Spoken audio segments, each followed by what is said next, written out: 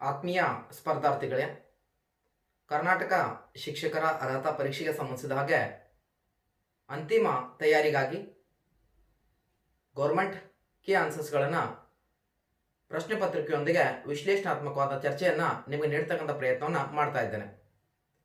ಈ ಒಂದು ವಿಶ್ಲೇಷಣೆ ಪ್ರಥಮ ಪತ್ರಿಕೆ, ಸಮಾಜ ವಿಜ್ಞಾನ ಮತ್ತು ಗಣಿತ ವಿಜ್ಞಾನ ಅಭ್ಯರ್ಥಿಗಳಿಗೆ ಅತ್ಯಂತ ಸಹಾಯಕಾರಿಯಾಗುತ್ತೆ. ಜೊತೆಗೆ ನಿಮ್ಮ ಇನ್ನಿತರ ವಿಷಯಗಳಿಗೂ ಕೂಡ ಸಹಾಯಕಾರಿ ಆಗುತ್ತೆ ಅಂತಕ್ಕಂಥದ್ದನ್ನು ಇಲ್ಲಿ ಹೇಳಲಿಕ್ಕೆ ಬಯಸ್ತಾ ಇದ್ದೇನೆ. ಸೊ ನಾನು ಇಮಾಮ್ ಸಾಬ್ ಮುಲ್ತಾನಿ, ಕರ್ನಾಟಕ ಅಕಾಡೆಮಿ ಎಜುಕೇಷನ್ ಚಾನಲ್ಗೆ ಸ್ವಾಗತವನ್ನು ಕೋರ್ತಾ ಇದ್ದೇನೆ. ತಡ ಮಾಡದೆ ನೇರವಾಗಿ ವಿಷಯಕ್ಕೆ ಹೋಗತಕ್ಕಂಥ ಪ್ರಯತ್ನವನ್ನು ಮಾಡೋಣ. ಮೊದಲನೇದಾಗಿ ಇಲ್ಲಿ ನಾನು ತೆಗೆದುಕೊಂಡಿರ್ತಕ್ಕಂಥ ವಿಷಯ ಅದು ಪ್ರಶ್ನೆ ಪತ್ರಿಕೆ. ಸೊ 2015ರ ಒಂದು ಪ್ರಶ್ನೆ ಪತ್ರಿಕೆಯನ್ನು ತೆಗೆದುಕೊಳ್ತಕ್ಕಂಥ ಪ್ರಯತ್ನವನ್ನು ಮಾಡ್ತಾ ಇದ್ದೇನೆ. 2015ರ ಒಂದು ಶಿಶು ಮನೋವಿಜ್ಞಾನ ಮತ್ತು ವಿಕಸನ ಪ್ರಶ್ನೆ ಪತ್ರಿಕೆ, ಶಿಶು ಮನೋವಿಜ್ಞಾನ ಮತ್ತು ವಿಕಸನ ಪ್ರಶ್ನೆ ಪತ್ರಿಕೆಯನ್ನು ಎತ್ತುಕೊಳ್ತಾ ಇದ್ದೇನೆ. ಸೊ ಇಲ್ಲಿ ಸಾಕಷ್ಟು ಪ್ರಶ್ನೆಗಳ ಒಂದು ಚರ್ಚೆ ಮಾಡೋದ್ರಿಂದ ಏನಾಗುತ್ತೆ ಅಂದ್ರೆ ಒಂದು ಇನ್ಫಾರ್ಮೇಶನ್ ನಿಮ್ಗೆ ಗೊತ್ತಾಗುತ್ತೆ. ಪ್ರಶ್ನೆಗಳನ್ನ ಕೇಳ್ತಕ್ಕಂಥ ಶೈಲಿ ಏನಿದೆ, ಡಿಫಿಕಲ್ಟಿ ಲೆವೆಲ್ ಎಷ್ಟರ ಮಟ್ಟಿಗೆ ಇದೆ, ಇದೆಲ್ಲವನ್ನು ಕೂಡ ನಾವು ಇಲ್ಲಿ ನೋಡ್ಬೋದಾಗಿದೆ ಅಂತಕ್ಕಂಥದ್ದು. ಹಾಗಾದ್ರೆ ಮೊದಲನೇ ಪ್ರಶ್ನೆ ನಿಮ್ಮ ಸ್ಕ್ರೀನ್ ಮೇಲೆ ಗೋಚರ ಆಗ್ತಾ ಇದೆ, ಎಲ್ಲವೂ ಕೂಡ ಕ್ಲಿಯರ್ ಇದೆ ಅಂತ ಹೇಳಿ ಭಾವಿಸ್ತೇನೆ ನಾನು ಈ ಸಂದರ್ಭದಲ್ಲಿ.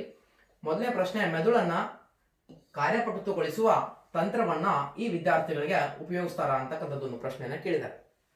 ಸೊ ಮೆದುಳನ್ನ ಕಾರ್ಯಪಟುತ್ವಗೊಳಿಸುವ ತಂತ್ರವನ್ನ ಈ ವಿದ್ಯಾರ್ಥಿಗಳು ಉಪಯೋಗಿಸುವರು. ನಿಮ್ಮ ಆಯ್ಕೆಗಳು: ಮಂದಗತಿಯಲ್ಲಿ ಕಲಿಯುವವರು, ಸೃಜನಶೀಲ ಮಕ್ಕಳು, ಮಾನಸಿಕ ಸವಾಲುಳ್ಳ ಮಕ್ಕಳು, ಶೈಕ್ಷಣಿಕವಾಗಿ ಹಿಂದುಳಿದ ಮಕ್ಕಳು ಅಂತ ಕೊಟ್ಟಿದ್ದಾರೆ.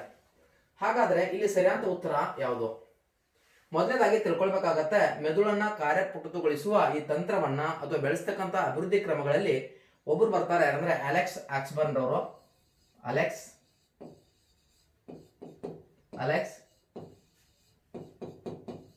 ಆಕ್ಸ್ಬರ್ನ್ ಇವರು ಸೃಜನಶೀಲತೆಯನ್ನ ಬೆಳೆಸುವಲ್ಲಿ ಒಂದು ಮನಮಂಥನ ಅಥವಾ ಬುದ್ಧಿಮಂಥನ ಕಾರ್ಯಕ್ರಮವನ್ನು ಅಭಿವೃದ್ಧಿಪಡಿಸಿದವರು. ಯಾರು? ಬುದ್ಧಿಮಂಥನ ಕಾರ್ಯಕ್ರಮವನ್ನ ಏನ್ ಮಾಡ್ತಾರೆ ಅಂದ್ರೆ ಅಭಿವೃದ್ಧಿಪಡಿಸ್ತಾರೆ. ಸೃಜನಶೀಲತೆಯನ್ನ ಅಭಿವೃದ್ಧಿಪಡಿಸ್ತಕ್ಕಂಥ ಕ್ರಮಗಳಲ್ಲಿ ಮೊದಲನೇದು. ಜೊತೆ ಕಾರ್ಲ್ ರೋಜರ್ಸ್ ಅವರು ಕೂಡ ಒಬ್ರು ಬರ್ತಾರೆ. ಕಾರ್ಲ್ ರೋಜರ್ಸ್ ಇವರು ಸೃಜನಶೀಲತೆಗೆ ಮಾನಸಿಕ ಒಂದು ಸುರಕ್ಷತೆಗಳು, ಮಾನಸಿಕ ಸುರಕ್ಷತೆಗಳು ಮತ್ತು ಮಾನಸಿಕ ಸ್ವಾತಂತ್ರ್ಯ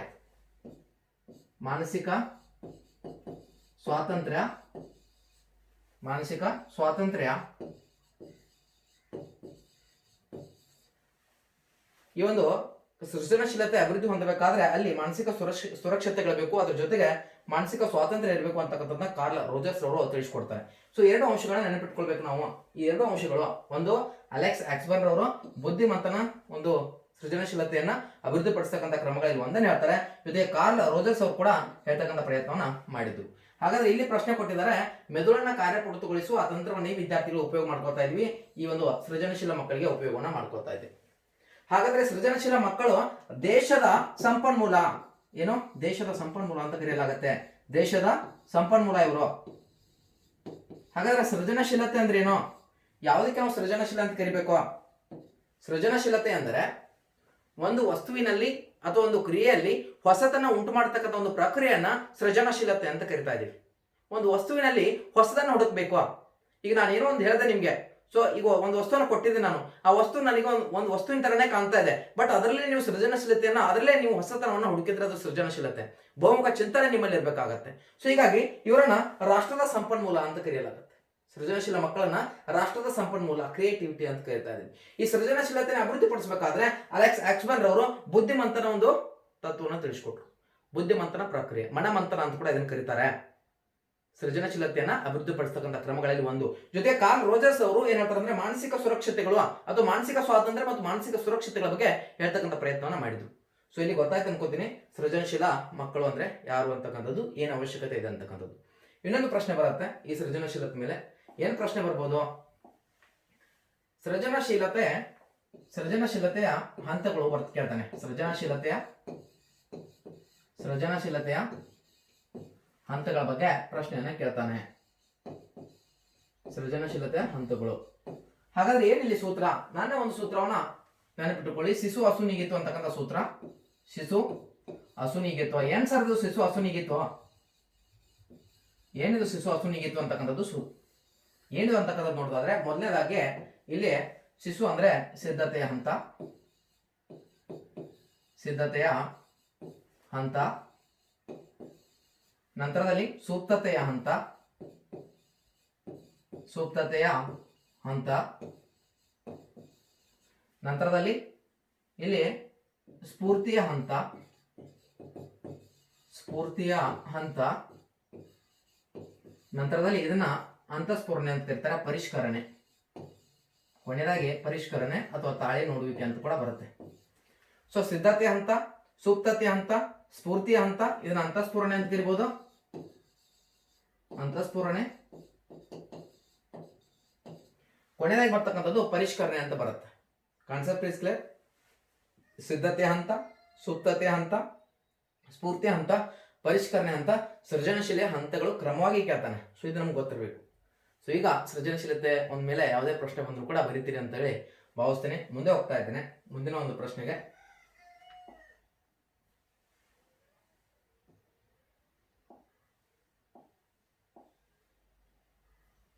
ಎಸ್, ಎರಡನೇ ಪ್ರಶ್ನೆ ನಿಮ್ಮ ಸ್ಕ್ರೀನ್ ಮೇಲೆ ಗೋಚರ ಆಗ್ತಾ ಇದೆ. ಪ್ರಶ್ನೆ ಈ ರೀತಿಯಾಗಿದೆ: ಕಲಿಕೆಯಲ್ಲಿ ಹಿಂದುಳಿಯುವಿಕೆ ಕೆಳಗಿನ ಒಂದನ್ನು ಬಿಟ್ಟು ಯಾವುದರಿಂದಲಾದ್ರೂ ಏನಾದ್ರೆ ಉಂಟಾಗಬಹುದು. ಕಲಿಕೆಯಲ್ಲಿ, ಕಲಿಕೆ ಅಂದ್ರೆ ಏನು ಗೊತ್ತಿರಬೇಕು ನಮ್ಗೆ ಮೊದಲು. ಹಿಂದುಳಿಯುವಿಕೆಯಲ್ಲಿ ಕೆಳಗಿನ ಒಂದನ್ನು ಬಿಟ್ಟು ಯಾವುದರಿಂದಲೂ ಉಂಟಾಗಬಹುದು. ನಿಮ್ಮ ಆಯ್ಕೆಗಳು: ಶಿಕ್ಷಕರ ಬೋಧನಾ ರೀತಿಯಿಂದ, ಮಂದ ಬುದ್ಧಿಯಿಂದ, ಪ್ರಸವ ಪೂರ್ವ ಹಂತದಲ್ಲಿ ಮದ್ಯಪಾನ ಮಾಡುವುದರಿಂದ, ಶೈಶಾವಸ್ಥೆಯಲ್ಲಿನ ಮಾನಸಿಕ ಕಾಯಿಲೆಯಿಂದ ಅಂತ ಕೊಟ್ಟಿದ್ದಾರೆ. ಹಾಗಾದ್ರೆ ಇಲ್ಲಿ ಸರಿ ಉತ್ತರ ಯಾವುದು ಅಂತಕ್ಕಂಥದ್ದು ನೋಡೋದಾದ್ರೆ, ಅದು ಪ್ರಸವ ಪೂರ್ವ ಹಂತದಲ್ಲಿ ಮದ್ಯಪಾನ ಮಾಡುವುದರಿಂದ. ಆಪ್ಷನ್ ಸಿ ಇಲ್ಲಿ ಸರಿಯಾದ ಉತ್ತರ. Option C. ಇದನ್ನ ಒಂದು ಹೊರತುಪಡಿಸಿ ಉಳಿದೆಲ್ಲವುಗಳಿಂದ ಏನಾಗುತ್ತೆ ಅಂದ್ರೆ ಕಲಿಕೆ ಹಿಂದುಳಿಕೆ ಉಂಟಾಗುತ್ತೆ. ಕಲಿಕೆಯಲ್ಲಿ ಮಗು ಹಿಂದುಳಿದೆ ಅಂದ್ರೆ ಕಂಪ್ಲೀಟ್ ಆಗಿ ಶೈಕ್ಷಣಿಕ ವ್ಯವಸ್ಥೆ ವಿಫಲ ಆಗಿದೆ ಅಂತ ಅರ್ಥ. ಒಂದುವರೆ ಪ್ರಶ್ನೆ ಕೇಳಿದ್ದಾರೆ, ಶೈಕ್ಷಣಿಕ ವಿಫಲತೆ, ಮಗುವಿನ ವಿಫಲತೆ ಅಂದ್ರೆ ಏನು ಅಂತೇಳಿ CTET ಪರೀಕ್ಷೆಯಲ್ಲಿ ಪ್ರಶ್ನೆ ಬಂದಿದೆ.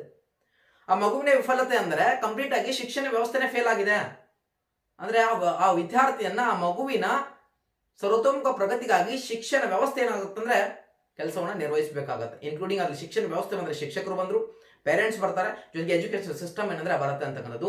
ಒಂದು ಮಗು ವಿಫಲತೆ ಆಗಿದೆ ಅಂದ್ರೆ ಕಂಪ್ಲೀಟ್ ಸಿಸ್ಟಮ್ ಏನಾಗಿದೆ, ಫೇಲ್ ಆಗಿದೆ ಅಂತ ಅರ್ಥ. ಒಂದು ಬಾರಿ ಪ್ರಶ್ನೆ ಕೇಳಿದಾರೆ, ಇದನ್ನ ಕೇಳ್ತಾರೆ, ಬಿ ಕೇರ್ಫುಲ್. ಸೊ ಇಲ್ಲಿ ಪ್ರಸವ ಪೂರ್ವ ಹಂತದಲ್ಲಿ ಮದ್ಯಪಾನ ಮಾಡುವುದರಿಂದ ಇದನ್ನೊಂದನ್ನು ಬಿಟ್ಟು ಇದೆಲ್ಲವುಗಳಿಂದ, ಶಿಕ್ಷಕರ ಬೋಧನಾ ರೀತಿಯಿಂದ ಸರಿಯಾಗಿ ಶಿಕ್ಷಕರು ಪಾಠ ಮಾಡಲಿಲ್ಲ ಅಂದ್ರೆ ಕಲಿಕೆಯಲ್ಲಿ ಹಿಂದುಳಿಕೆ ಉಂಟಾಗಬಹುದು. ಮಂದ ಬುದ್ಧಿ ಇದ್ರೆ ಕಲಿಕೆಯಲ್ಲಿ ಹಿಂದುಳಿಕೆ ಉಂಟಾಗತ್ತೆ. ಶೈಶಾವಸ್ಥೆಯಲ್ಲಿನ ಮಾನಸಿಕ ಕಾಯಿಲೆಯಿಂದ ಏನಾಗತ್ತೆ ಅಂದ್ರೆ ಒಂದು ಕಲಿಕೆಯಲ್ಲಿ ಹಿಂದುಳಿಕೆ ಉಂಟಾಗತ್ತೆ. ಹಾಗಾದ್ರೆ ಏನ್ ಸರ್ ಅದು ಪ್ರಸವ ಪೂರ್ವ ಹಂತ? ಪ್ರಸವ ಪೂರ್ವ ಹಂತ ಅಂದ್ರೆ ಏನು ಗೊತ್ತಿರ್ಬೇಕು ನಮ್ಗೆ. ಏನಿದು ಪ್ರಸವ ಪೂರ್ವ ಹಂತ? ಎಲ್ಲಿಂದ ಪ್ರಾರಂಭ ಆಗುತ್ತೆ? ಯಾರು ಹೇಳಿದ್ರು? ಎಷ್ಟು ಹಂತಗಳಿವೆ ಅಂತಕ್ಕಂಥದ್ದು ಒಂದು ಪ್ರಶ್ನೆ ಬರುತ್ತೆ. ಅವಾಗ ಇಲ್ಲಿ ಒಬ್ಬರ ಬಗ್ಗೆ ನೆನ್ಪಿಟ್ಕೊಳ್ಬೇಕಾಗತ್ತೆ. ಅವಾಗ ಪ್ರಮುಖ ವ್ಯಕ್ತಿ ಯಾರಂದ್ರೆ ಅವರೇ ಎಲಿಜಬೆತ್ ಹರ್ಲಾಕ್. ಎಲಿಜಬೆತ್ ಹರ್ಲಾಕ್. ಎಲಿಜಬೆತ್ ಹರ್ಲಾಕ್ ಅವರು 1968ರಲ್ಲಿ ಜೀವನಾವಧಿಯ 10 ಹಂತಗಳ ಬಗ್ಗೆ ತಿಳಿಸ್ಕೊಡ್ತಾರೆ. ಹಾಗಾದ್ರೆ ಮನೋವೈಜ್ಞಾನಿಕವಾಗಿ ಜೀವನಾವಧಿ 10 ಹಂತಗಳ ಬಗ್ಗೆ ಹೇಳಿದಾರ ಅಂತಕ್ಕಂಥದ್ದು ಒಂದು ಪ್ರಶ್ನೆ ಬರುತ್ತೆ. ಅರ್ನೆಸ್ಟ್ ಜೋನ್ಸ್ ಅವರು ಕೂಡ ಏನಂದ್ರೆ ಜೀವನಾವಧಿಯ ಹಂತಗಳ ಬಗ್ಗೆ ತಿಳಿಸ್ಕೊಡ್ತಾರೆ. ಆದರೆ ಇದನ್ನ ಕೇವಲ ಅಧ್ಯಯನ ದೃಷ್ಟಿಯಿಂದ ನಾವು ಇಲ್ಲಿ ಪರಿಗಣಿಸ್ತಾ ಇದ್ದೇವೆ. ಎಲ್ಲರೂ ಒಪ್ಪಿಕೊಂಡಿರ್ತಕ್ಕಂಥ ಒಂದು ತತ್ವ ಯಾವ್ದಂದ್ರೆ ಅದು ಎಲಿಜಬೆತ್ ಹರ್ಲಾಕ್ ಅವರ ಜೀವನಾವಧಿಯ 10 ಹಂತಗಳ ಒಂದು ತತ್ವ. ಹಾಗಾದ್ರೆ ಏನ್ ಸರ್, ಏನ್ ಹೇಳಿದ್ರು 10 ಹಂತಗಳು ನೋಡ್ತಾ ಹೋಗೋಣ. ಮೊದಲನೇದಾಗಿ ಅವ್ರು ಹೇಳ್ತಾರೆ, ಎಲಿಜಬೆತ್ ಹರ್ಲಾಕ್ ಅವ್ರು ಹೇಳಿದ್ದು ಮೊದಲನೇ ಹಂತವನ್ನು ಹೇಳ್ತಾರೆ ಪ್ರಸವ ಪೂರ್ವ ಹಂತ ಅಂತೇಳಿ. ಪ್ರಸವ ಪೂರ್ವ ಹಂತ. ಸೊ ಇದನ್ನ ನಾವು ಇಂಪಾರ್ಟೆಂಟ್ ನೆನಪಿಟ್ಕೊಳ್ಬೇಕಾಗತ್ತೆ. ತಾರುಣ್ಯ ಅವಸ್ಥೆವರೆಗೆ ನಮ್ಮ ಪರೀಕ್ಷೆಯಲ್ಲಿ ಪ್ರಶ್ನೆಗಳನ್ನ ಕೇಳ್ತಾನೆ. ಮೊದಲನೇದು ಪ್ರಸವ ಪೂರ್ವ ಹಂತ. ಸೊ ಎರಡನೇದು ಕೇಳ್ತಾನೆ. ಎರಡನೇದು ಏನಂದ್ರೆ ಅದು ಶೈಶವ ಹಂತ. ಯಾವ್ದ್ರಿ? ಶೈಶವ ಹಂತ. ಏನ್ ಸರ್ ಪ್ರಸವ ಪೂರ್ವ ಹಂತ ಅಂತ ಹೇಳಿದ್ರಿ, ಎಲ್ಲಿಂದ ಎಲ್ಲಿವರೆಗೆ ಅಂತ ಹೇಳಿಲ್ಲ. ಇದು ಗರ್ಭಧಾರಣೆಯಿಂದ ಒಂದು ಜನನದವರೆಗೆ ಇರುತ್ತೆ. ಜನನ, ಗರ್ಭಧಾರಣೆ ಅಂದ್ರೆ ಶಿಕ್ಷಣ ವ್ಯವಸ್ಥೆ ಗರ್ಭದಿಂದ ಗೋರಿಯವರೆಗೆ ನಡ್ತಕ್ಕಂಥ ಪ್ರಕ್ರಿಯೆ.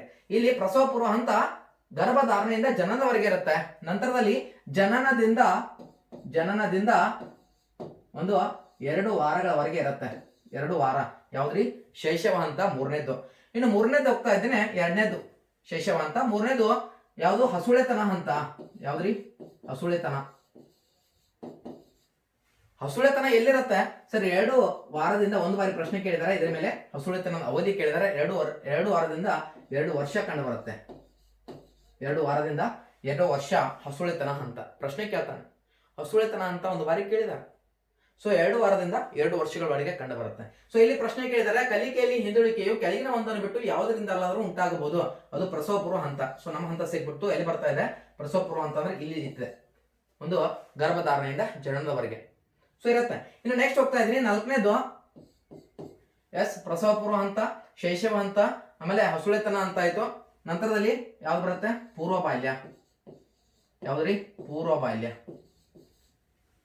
ಪೂರ್ವ ಬಾಲ್ಯವನ್ನ ಏನಂತ ಕರೀತಾರೆ? ಕೂಟ ಪೂರ್ವ ಯುಗ ಅಂತ ಕರೀತಾರೆ. ಮಗು ಗುಂಪನ್ನ ಕಟ್ಟಿಕೊಳ್ತಕ್ಕಂತ ಮುಂಚಿತ ಒಂದು ಯುಗವನ್ನ ಕೂಟ ಪೂರ್ವ ಯುಗ ಅಂತ ಕರೀತಾರೆ. ಪೂರ್ವ ಬಾಲ್ಯ ಇದೇನಂದ್ರೆ 2 ವರ್ಷದಿಂದ 6 ವರ್ಷಗಳವರೆಗೆ ಕಂಟಿನ್ಯೂ ಆಗತ್ತೆ ಅಂತಕ್ಕಂಥದ್ದನ್ನ ನೋಡ್ತಾ ಇದ್ದೇವೆ. 2 ವರ್ಷದಿಂದ 6 ವರ್ಷಗಳವರೆಗೆ ಕಂಟಿನ್ಯೂ ಆಗತ್ತೆ. ನೀವು ನೆಕ್ಸ್ಟ್ ಹೋಗ್ತಾ ಇದ್ದೇವೆ, ಅದು ಯಾವ್ದಂದ್ರೆ ಉತ್ತರ ಬಾಲ್ಯ ಅಂತ ಹೇಳಿ. ಯಾವುದು? ಉತ್ತರ ಬಾಲ್ಯ. ಉತ್ತರ ಬಾಲ್ಯಾವಸ್ಥೆಯನ್ನ ನೋಡ್ತಾ ಇದ್ದೇವೆ. ಸೊ ಉತ್ತರ ಬಾಲ್ಯದಲ್ಲಿ 6 ವರ್ಷದಿಂದ ಒಂದು 12 ವರ್ಷದವರೆಗೆ ಕಂಡು ಬರುತ್ತೆ. 6 ವರ್ಷದಿಂದ 12 ವರ್ಷದವರೆಗೆ ಉತ್ತರ ಬಾಲ್ಯ ವ್ಯವಸ್ಥೆ ಕಂಡು ಬರುತ್ತೆ. ಈ ಉತ್ತರ ಬಾಲ್ಯವನ್ನು ನೋಡೋದಾದ್ರೆ 6ರಿಂದ 12 ವರ್ಷ ಸ್ವಲ್ಪ ಡಿಸ್ಟೆನ್ಸ್ ಆಗ್ತಾ ಇದೆ, ಅದನ್ನ ಕಡೆಗಣಿಸಿ ಅಂತ ಕೇಳ್ಕೊತಾ ಇದೀನಿ. ಉತ್ತರ ಬಾಲ್ಯವನ್ನ ಕೂಟ ಯುಗ ಅಂತ ಕರೀತಾರೆ. ಕೂಟ ಪೂರ್ವ ಯುಗ ಅಂತ ಕರೆದ್ರೆ ಅದು ಪೂರ್ವ ಬಾಲ್ಯ. ಉತ್ತರ ಬಾಲ್ಯಾವಸ್ಥೆಯನ್ನ ಕೂಟ ಯುಗ ಅಂತ ಕರೀತಾರೆ. ಸೊ ಕೂಟ ಯುಗ 6ರಿಂದ 12 ವರ್ಷ ಕಂಡು ಬರುತ್ತೆ. ಇದು ಇಂಪಾರ್ಟೆಂಟ್, ಯಾಕಂದ್ರೆ ಈ ಒಂದು 2 ಅಂಶಗಳು ಶಿಕ್ಷಕನವನು ಅಪ್ಲಿಕೇಬಲ್ ಮಾಡ್ಕೊತಾನೆ. ನಮಗೆ ಇಲ್ಲಿ ಬರುತ್ತೆ 6 to 8 ಸ್ಟ್ಯಾಂಡರ್ಡ್ ಅಂದ್ರೆ ನಾವು ಇಲ್ಲಿ ಬಂದ್ವಿ. ಸೊ ಎಲ್ಲಿ ಬರ್ತಾನೆ? ಸೊ ಈಗ ಪ್ರೈಮರಿಗೆ ಹೋಗ್ಬೇಕಾದ್ರೆ ಈಗ ಒಂದು ಶಿಕ್ಷಣ ವ್ಯವಸ್ಥೆನ ಬದಲಾವಣೆ ಮಾಡಿದ್ರು. ಏನಾಯ್ತು ಶಿಕ್ಷಣ ವ್ಯವಸ್ಥೆಯಲ್ಲಿ ಬದಲಾವಣೆ? ಏನಾಯ್ತ್ರಿ? 5+3+4 ಆಯ್ತು. ಅಂದ್ರೆ nursery, LKG, UKG, first and second standard 5 ವರ್ಷ. ಅದಾದ್ಮೇಲೆ 3, 4, 5 3 ವರ್ಷ, 6, 7, 8 3 ವರ್ಷ. ನಂತರದಲ್ಲಿ ಒಂದು 4 ವರ್ಷ 9ರಿಂದ 12. ಡಾಕ್ಟರ್ ಕಸ್ತೂರಿ ರಂಗನ್ ಅವರ ಒಂದು ಅಧ್ಯಕ್ಷತೆಯಲ್ಲಿ ಒಂದು ಸಮಿತಿ ಏನಂದ್ರೆ ಈ ಶಿಫಾರಸನ್ನ ಮಾಡುತ್ತೆ. 36 ವರ್ಷಗಳ ಬಳಿಕ ಶಿಕ್ಷಣದಲ್ಲಿ ಈ ಒಂದು ಪರಿಣಾಮಕಾರಿ ಬದಲಾವಣೆಯನ್ನು ನಾವು ಕಾಣ್ತಾ ಇದ್ದೇವೆ. ಸೊ ಉತ್ತರ ಬಾಲ್ಯಾವಸ್ಥೆ 6ರಿಂದ 12 ವರ್ಷ ಕಂಡು ಬರುತ್ತೆ. ಇದಾದ್ಮೇಲೆ ನಾವು ಹೋಗ್ತಾ ಇದೀವಿ ಉತ್ತರ ಬಾಲ್ಯ ಆದ್ಮೇಲೆ 6ನೇದು ಅದೇನಂದ್ರೆ ಲೈಂಗಿಕ ಪಕ್ವತೆಯ ಕಾಲ. ಲೈಂಗಿಕ ಪಕ್ವತೆಯ ಕಾಲ. ಲೈಂಗಿಕ ಪಕ್ವತೆಯ ಕಾಲ ಅಂತ ಕರೀತಾರೆ. ಸೊ ಇದು 12ರಿಂದ 14 ಇಟ್ಕೊಳ್ಳಿ. ಸೊ ಲೈಂಗಿಕ ಪಕ್ವತೆಯ ಕಾಲ, ಸೊ ಇದು ಕೂಡ ಇಂಪಾರ್ಟೆಂಟ್. ಲೈಂಗಿಕ ಪಕ್ವತೆಯ ಕಾಲ, ಲೈಂಗಿಕತೆಯಲ್ಲಿ ಮನುಷ್ಯನಲ್ಲಿ ಸಾಕಷ್ಟು ಬದಲಾವಣೆಗಳು ಕಂಡು ಬರುತ್ತೆ.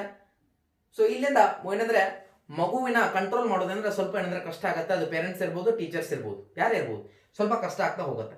ಇದಾದ್ಮೇಲೆ ನಾವು ಹೋಗ್ತಾ ಇದೀವಿ 7ನೇದು, ಅದು ಯಾವ್ದಂದ್ರೆ ತಾರುಣ್ಯಾವಸ್ಥೆ. Very very important. ತಾರುಣ್ಯಾವಸ್ಥೆ. ತಾರುಣ್ಯಾವಸ್ಥೆ 14ರಿಂದ 18 ವರ್ಷ. ಸೊ 7ನೇದು ತಾರುಣ್ಯಾವಸ್ಥೆ. ಸೊ ತಾರುಣ್ಯಾವಸ್ಥೆಯನ್ನ ಅಡೋಲ್ಸೆನ್ಸ್ ಅಂತ ಕರೀತಾರೆ. ಅಡೋಲ್ಸ್ಕೇರ್ ಅಂತಕ್ಕಂಥ ಲ್ಯಾಟಿನ್ ಭಾಷೆ ಒಂದು ಪದದಿಂದ ಬಂದಿದೆ. ಅಡೋಲ್ಸ್ಕೇರ್ ಅಂದ್ರೆ ಪ್ರಶ್ನೆ ಕೇಳಬಹುದು, ಪರಿಪಕ್ವತೆಯ ಕಡೆಗೆ ಸಾಗು. ಏನಂತ ಅರ್ಥ ಆಗತ್ತೆ? ಪರಿಪಕ್ವತೆಯ ಕಡೆಗೆ ಸಾಗುವುದು.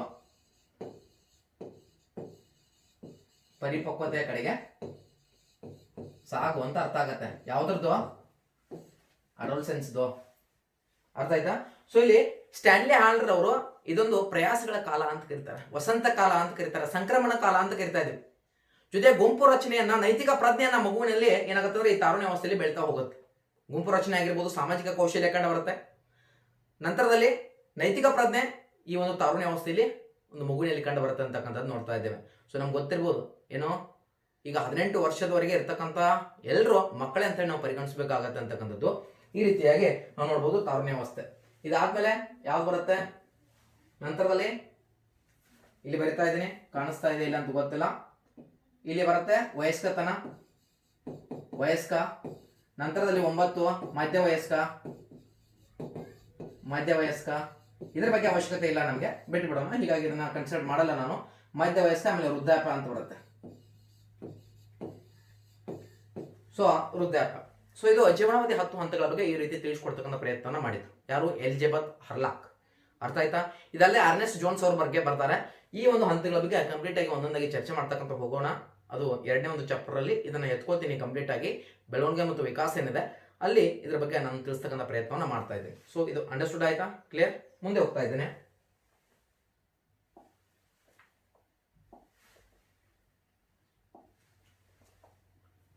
ಎಸ್, ಮುಂದಿನ ಪ್ರಶ್ನೆ ನಿಮಗೆ ಗೋಚರ ಆಗ್ತದೆ ಅಂತ ಹೇಳಿ ಭಾವಿಸ್ತಾ ಪ್ರಶ್ನೆ ಈ ರೀತಿಯಾಗಿದೆ. ಸುಮಂತನು ಆಟದ ಸಾಮಾನುಗಳನ್ನ ಏನ್ ಮಾಡ್ತಾರಂದ್ರೆ ಒಡೆದು ಅದರಲ್ಲಿರುವ ಭಾಗಗಳನ್ನ ಏನ್ ಮಾಡ್ತಾರಂದ್ರೆ ತಿಳಿಯಲು ಬೆಚ್ಚುತ್ತಾನೆ. ನೀವು ಏನ್ ಮಾಡ್ತೀರಿ ಅಂತ ಕೇಳ್ತಾರೆ. ಸುಮಂತನು ಆಟದ ಸಾಮಾನುಗಳನ್ನ ಒಡೆದು ಅದರಲ್ಲಿರ್ತಕ್ಕಂಥ ಒಂದು ಭಾಗಗಳನ್ನ ತಿಳಿಯಲು ಬಿಸ್ತಾನೆ. ನೀವು ಏನ್ ಮಾಡ್ತೀರಾ? ಸರ್ ಸ್ಟಿಕ್ ತಗೊಂಡು ಹೊಡಿತೀನಿ. ಮಮ್ಮಿ ಆದ್ರೆ ಏನ್ ಮಾಡ್ತೀವಿ? ಸರ್ ಸ್ಟಿಕ್ ತಗೊಂಡು ಹೊಡಿತೀನಿ ನಾನು.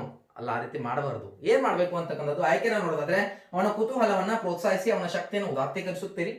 ಶಿಕ್ಷಕರಾಗಿ ನೀವು ಸುಮಂತನು ಆಟವಾಡುವುದಕ್ಕೆ ಬಿಡೋದಿಲ್ಲ. ನಂತರದಲ್ಲಿ ಯಾವಾಗಲೂ ಹತ್ತಿರದಿಂದ ವೀಕ್ಷಿಸುತ್ತೀರಿ. ನಂತರದಲ್ಲಿ ಅವನಿಗೆ ಆಟದ ಸಾಮಾನುಗಳನ್ನು ಒಡೆದು ಹಾಕಬಾರದೆಂದು ಅರ್ಥ ಮಾಡಿಸುತ್ತೀರಿ ಅಂತ ಹೇಳಿ ಹೇಳ್ತೀರಿ. ಸೊ ಏನ್ ಮಾಡ್ಬೋದು? ನಾವು ಸಾಮಾನ್ಯವಾಗಿ ಮನೆಯಲ್ಲಿ ಇದ್ರೆ ಹೊಡೆದು ಏನ್ ಮಾಡ್ಬೋದು? ಈ ರೀತಿ ಮಾಡಬಾರ್ದು ಅಂತ ಹೇಳ್ಬೋದು. ಬಟ್ ಶಿಕ್ಷಕರಾಗಿ ಇಲ್ಲಿ ಸರಿಯಾದ ಉತ್ತರ ಅಂದ್ರೆ ಅವನ ಕುತೂಹಲವನ್ನ ಪ್ರೋತ್ಸಾಹಿಸಿ ಅವನ ಶಕ್ತಿಯನ್ನು ಉದಾತ್ತೀಕರಿಸುತ್ತೀರಿ. ಸರ್ ನಾನು ಈ ರೀತಿ ಮಾಡಲ್ಲ, ನಾನು ಹೊಡಿತೀನಿ ಅವ್ನಿಗೆ. ಹೊಡೆದಾಗಪ್ಪ ನಿಂದೆ ಒಂದು ಮಾರ್ಕ್ಸ್ ಹೋಗುತ್ತೆ. ಅರ್ಥ ಆಯ್ತಾ? ಸೊ ಏನಿಲ್ಲ, ಅವನ ಕುತೂಹಲವನ್ನ ಪ್ರೋತ್ಸಾಹಿಸಬೇಕು.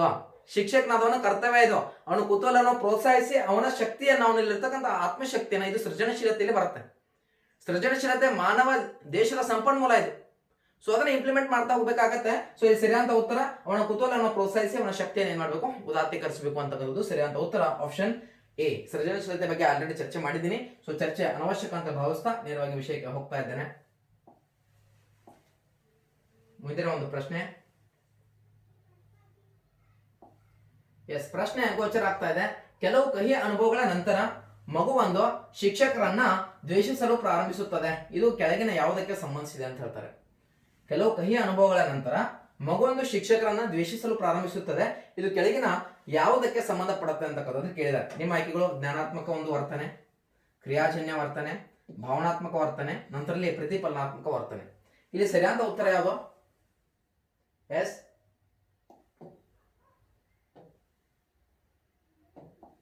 ಸರಿಯಾದ ಉತ್ತರ ಅದು ಭಾವನಾತ್ಮಕ ಒಂದು ವರ್ತನೆ. ಬೋಧನಾ ಉದ್ದೇಶಗಳ ವರ್ಗೀಕರಣ ಕೇಳಿರ್ಬೋದು. ಬೋಧನಾ ಉದ್ದೇಶಗಳ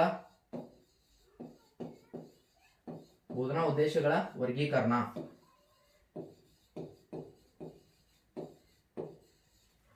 ಸೊ ಬೋಧನಾ ಉದ್ದೇಶಗಳ ವರ್ಗೀಕರಣದಲ್ಲಿ ಜ್ಞಾನಾತ್ಮಕನೂ ಬರುತ್ತೆ, ಭಾವನಾತ್ಮಕ ಮತ್ತು ಕ್ರಿಯಾಜನ್ಯ ಅಥವಾ ಮನೋಕ್ರಿಯಾಜನ್ಯ ಅಂತ ಕರಿತಾ ಇದ್ವಿ. ಈ ಮೂರು ವರ್ತನೆಗಳ ಬರುತ್ತೆ. ಸೊ ಬೋಧನಾ ಉದ್ದೇಶಗಳಲ್ಲಿ ಜ್ಞಾನಾತ್ಮಕ ವರ್ತನೆಯನ್ನ ಯಾರು ತಿಳಿಸ್ಕೊಟ್ರು? ಬೆಂಜಮಿನ್ ಎಸ್ ಬ್ಲೂಮ್ ರವರು ತಿಳಿಸ್ಕೊಡ್ತಾರೆ. ಸೊ ಭಾವನಾತ್ಮಕದ ಬಗ್ಗೆ ನೋಡೋದಾದ್ರೆ ಹ್ಯಾರೋರ್ ಅವರು ಸೊ ಇದ್ರ ಬಗ್ಗೆ ತಿಳಿಸ್ಕೊಡ್ತಾರೆ, ಭಾವನಾತ್ಮಕ ವಲಯ. ಸೊ ಇಲ್ಲಿ ಸರಿಯಾದ ಉತ್ತರ ಭಾವನಾತ್ಮಕ. ಕೆಲವು ಕಹಿ ಅನುಭವಗಳ ನಂತರ ಅಂದ್ರೆ ಕೆಲವೊಂದು ನೆಗೆಟಿವ್ ಒಂದು ಫೀಲಿಂಗ್ಸ್ ಏನ್ ಮಾಡ್ತಂದ್ರೆ ಆತನಿಗೆ ಮಗುವಿಗೆ ಆಗಿದೆ. ಸೊ ಶಿಕ್ಷಕರನ್ನ ದ್ವೇಷಿಸಲು ಪ್ರಾರಂಭಿಸುತ್ತೆ. ಕಾಮನ್ ಇರುತ್ತೆ. ಈಗ ನೋಡಿ, ನೀವು ಯಾರಾದ್ರೂ ಹೋಮ್ವರ್ಕ್ ಮಾಡ್ಲಿ ಅಂದ್ರೆ ಹೊಡಿತೀರಾ, ಸೊ ಆಟೋಮೆಟಿಕ್ ಆಗಿ ದ್ವೇಷ ಮಾಡ್ಲಿಕ್ಕೆ ಪ್ರಾರಂಭ ಮಾಡ್ತಾನೆ. ಇದು ಶಿಕ್ಷಕರು ಯಾವುದಕ್ಕೆ ಸಂಬಂಧಿಸಿದೆ ಅಂದ್ರೆ ಅದು ಭಾವನಾತ್ಮಕ ವಲಯಕ್ಕೆ ಸಂಬಂಧಪಡುತ್ತೆ. ಆಪ್ಷನ್ ಇಲ್ಲಿ ಸಿ ಸರಿಯಾದ ಉತ್ತರ. ಇದು ಅರ್ಥ ಆಗಿದೆ ಅನ್ಕೋತೀನಿ. ಮುಂದೆ ಹೋಗ್ತಾ ಇದ್ದೇನೆ. ಮುಂದಿನ ಒಂದು ಪ್ರಶ್ನೆ.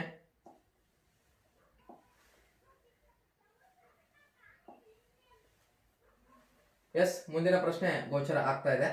ಎಸ್, ಕೊನೆಯದಾಗಿ ನಿಮಗೆ ಒಂದು ಬೋಧನಾ ಉದ್ದೇಶಗಳ ಪಟ್ಟಿಯನ್ನು ಕೊಡ್ತೀನಿ. ಅದನ್ನ ಬೇಕಾದ್ರೆ ನೀವು ತಗೊಳ್ಬಹುದು. ಆಲ್ರೆಡಿ ನಾನು ವಿಡಿಯೋ ಹಾಕಿದ್ದೀನಿ, ಹೀಗಾಗಿ ಅದನ್ನ ಅನವಶ್ಯಕವಾಗಿ ಚರ್ಚೆಯಲ್ಲಿ ತೆಗೆದುಕೊಳ್ತಾ ಇಲ್ಲ. ಇನ್ನು ಈ ಕೆಳಗಿನವುಗಳಲ್ಲಿ ಯಾವುದನ್ನು ಮಕ್ಕಳ ಮಾನಸಿಕ ಆರೋಗ್ಯವನ್ನು ಕಾಪಾಡುವಲ್ಲಿ ಶಿಕ್ಷಕನಿಗೆ ಸಹಾಯಕಾರಿ ಅಂತ ಕೇಳಿದ್ದಾರೆ. ಮಾನಸಿಕ ಆರೋಗ್ಯ. ಸೊ ಮಾನಸಿಕ ಆರೋಗ್ಯವನ್ನು ಕಾಪಾಡಬೇಕಾಗಿದೆ. ಏನ್ ಮಾಡಬೇಕಾಗಿದೆ? ಇಲ್ಲಿ ಅತಿಯಾದ ಶಿಸ್ತನ್ನು ಜಾರಿಗೊಳಿಸುವುದು, ಅನಾರೋಗ್ಯಕರವಾದಂತಹ ಸ್ಪರ್ಧೆಯನ್ನು ತಡೆಗಟ್ಟುವುದು, ಬೇರೆ ಮಕ್ಕಳೊಂದಿಗೆ ಹೋಲಿಸುವುದು, ಸಂಪೂರ್ಣತೆಗೆ ಅತಿಯಾದ ಒತ್ತನ್ನು ನೀಡುವುದು. ಇಲ್ಲಿ ಸರಿಯಾದ ಉತ್ತರ ಯಾವುದಂದ್ರೆ ಅನಾರೋಗ್ಯಕರವಾದಂತಹ ಒಂದು ಸ್ಪರ್ಧೆಗಳನ್ನ ತಡೆಗಟ್ಟುವುದು. ಆಪ್ಷನ್ ಬಿ ಇಲ್ಲಿ ಸರಿಯಾದ ಉತ್ತರ. ಅನಾರೋಗ್ಯಕರವಾದ ಸ್ಪರ್ಧೆಯನ್ನು ತಡೆಗಟ್ಟಿದ್ರೆ ವಿದ್ಯಾರ್ಥಿಗಳಲ್ಲಿ ಮಾನಸಿಕ ಆರೋಗ್ಯವನ್ನ ನಾವು ಕಾಪಾಡಬಹುದು. ಸೊ ಮಾನಸಿಕ ಆರೋಗ್ಯ, sound mind in a sound body ಅಂತ ಹೇಳ್ತಾರೆ. ಆರೋಗ್ಯವ ಒಂದು ಯುತವಾದ ಶರೀರದಲ್ಲಿ ಆರೋಗ್ಯಯುತವಾದಂತಹ ಮನಸ್ಸು ಇರ್ತದೆ. ಸೊ ಹೀಗಾಗಿ ಸ್ವಾಮಿ ವಿವೇಕಾನಂದರು ಹೇಳಿದ್ರು, ಏನು, 10 ಆಸ್ಪತ್ರೆಗಳನ್ನು ಕಟ್ಟುವುದಕ್ಕಿಂತ ಒಂದು ಮೈದಾನವನ್ನು ತೆರೆಯುವುದು ಲೇಸು ಅಂತಕ್ಕಂಥದ್ದು. ಅಂದ್ರೆ ಕ್ರೀಡೆಗೆ ಮಹತ್ವವನ್ನು ಕೊಡ್ತಾರೆ. ಸೊ ಇಲ್ಲಿ ಏನಂದ್ರೆ ಮಗುವಿನ ಮಾನಸಿಕ ಮತ್ತು ದೈಹಿಕ ಆರೋಗ್ಯ ಚೆನ್ನಾಗಿದ್ರೆ ಮಾತ್ರ ಏನಂತಂದ್ರೆ ಮಗು ಕಲಿಕೆಯಲ್ಲಿ ತೊಡಗತ್ತೆ, ಪರಿಣಾಮಕಾರಿಯಾದಂತ ಒಂದು ಕಲಿಕೆ ಏನಂದ್ರೆ ಉಂಟಾಗತ್ತೆ ಅಂತಕ್ಕಂಥದ್ದನ್ನ ನಾವಿಲ್ಲಿ ನೋಡ್ಬೋದು. ಎಸ್, ಅರ್ಥ ಆಗಿದೆ ಅನ್ಕೋತೀನಿ. ಮುಂದೆ ಹೋಗ್ತಾ ಇದ್ದೇನೆ. ಎಸ್, ಮುಂದಿನ ಪ್ರಶ್ನೆ. ಪರೀಕ್ಷೆಯಲ್ಲಿ ಅನುತ್ತೀರ್ಣನಾದ ವಿದ್ಯಾರ್ಥಿ ಶಿಕ್ಷಕರು ಸರಿಯಾಗಿ ಪಾಠ ಮಾಡಿಲ್ಲವೆಂದು ಹೇಳ್ತಾನೆ. ಲಾಸ್ಟ್ ಟೈಮ್ ನಾನು ಎಕ್ಸಾಂಪಲ್ ಕೂಡ ನಿಮಗೆ ಹೇಳಿದ್ದೆ. ಪಾಠ ಮಾಡಿಲ್ಲವೆಂದು ಹೇಳುವುದು ಈ ಹೊಂದಾಣಿಕೆಯ ತಂತ್ರಕ್ಕೆ ಒಂದು ಉದಾಹರಣೆಯಾಗಿದೆ ಅಂತ ಹೇಳ್ತಾನೆ. ಯಾವುದಕ್ಕೆ ಹೊಂದಾಣಿಕೆ ತಂತ್ರ? ಡಿಫೆನ್ಸ್ ಮೆಕ್ಯಾನಿಸಮ್ ಅಂತ ಕರೀತಾರೆ. ಡಿಫೆನ್ಸ್ ಮೆಕ್ಯಾನಿಸಮ್, ಹೊಂದಾಣಿಕಾ ತಂತ್ರಗಳು ಅಥವಾ ರಕ್ಷಣಾ ತಂತ್ರಗಳು ಅಂತ ಕರಿತೀವಿ. ಸಾಕಷ್ಟು ಪ್ರಕಾರಗಳಲ್ಲಿ ಬರುತ್ತೆ. ಒಪ್ಪಂದ ಆಧಾರಿತ ಆಗಿರ್ಬೋದು, ಆಕ್ರಮಣಕಾರಿ ರಕ್ಷಣಾ ತತ್ವಗಳಾಗಿರ್ಬೋದು, ಸೊ ಪಲಾಯನಧಾರಿತ ತತ್ವಾಧಾರಿತ ರಕ್ಷಣಾ ತಂತ್ರಗಳಾಗಿರ್ಬೋದು, ಸೊ ಡಿಫೆನ್ಸ್ ಮೆಕ್ಯಾನಿಸಮ್ ಅಂತಕ್ಕಂಥದ್ದು.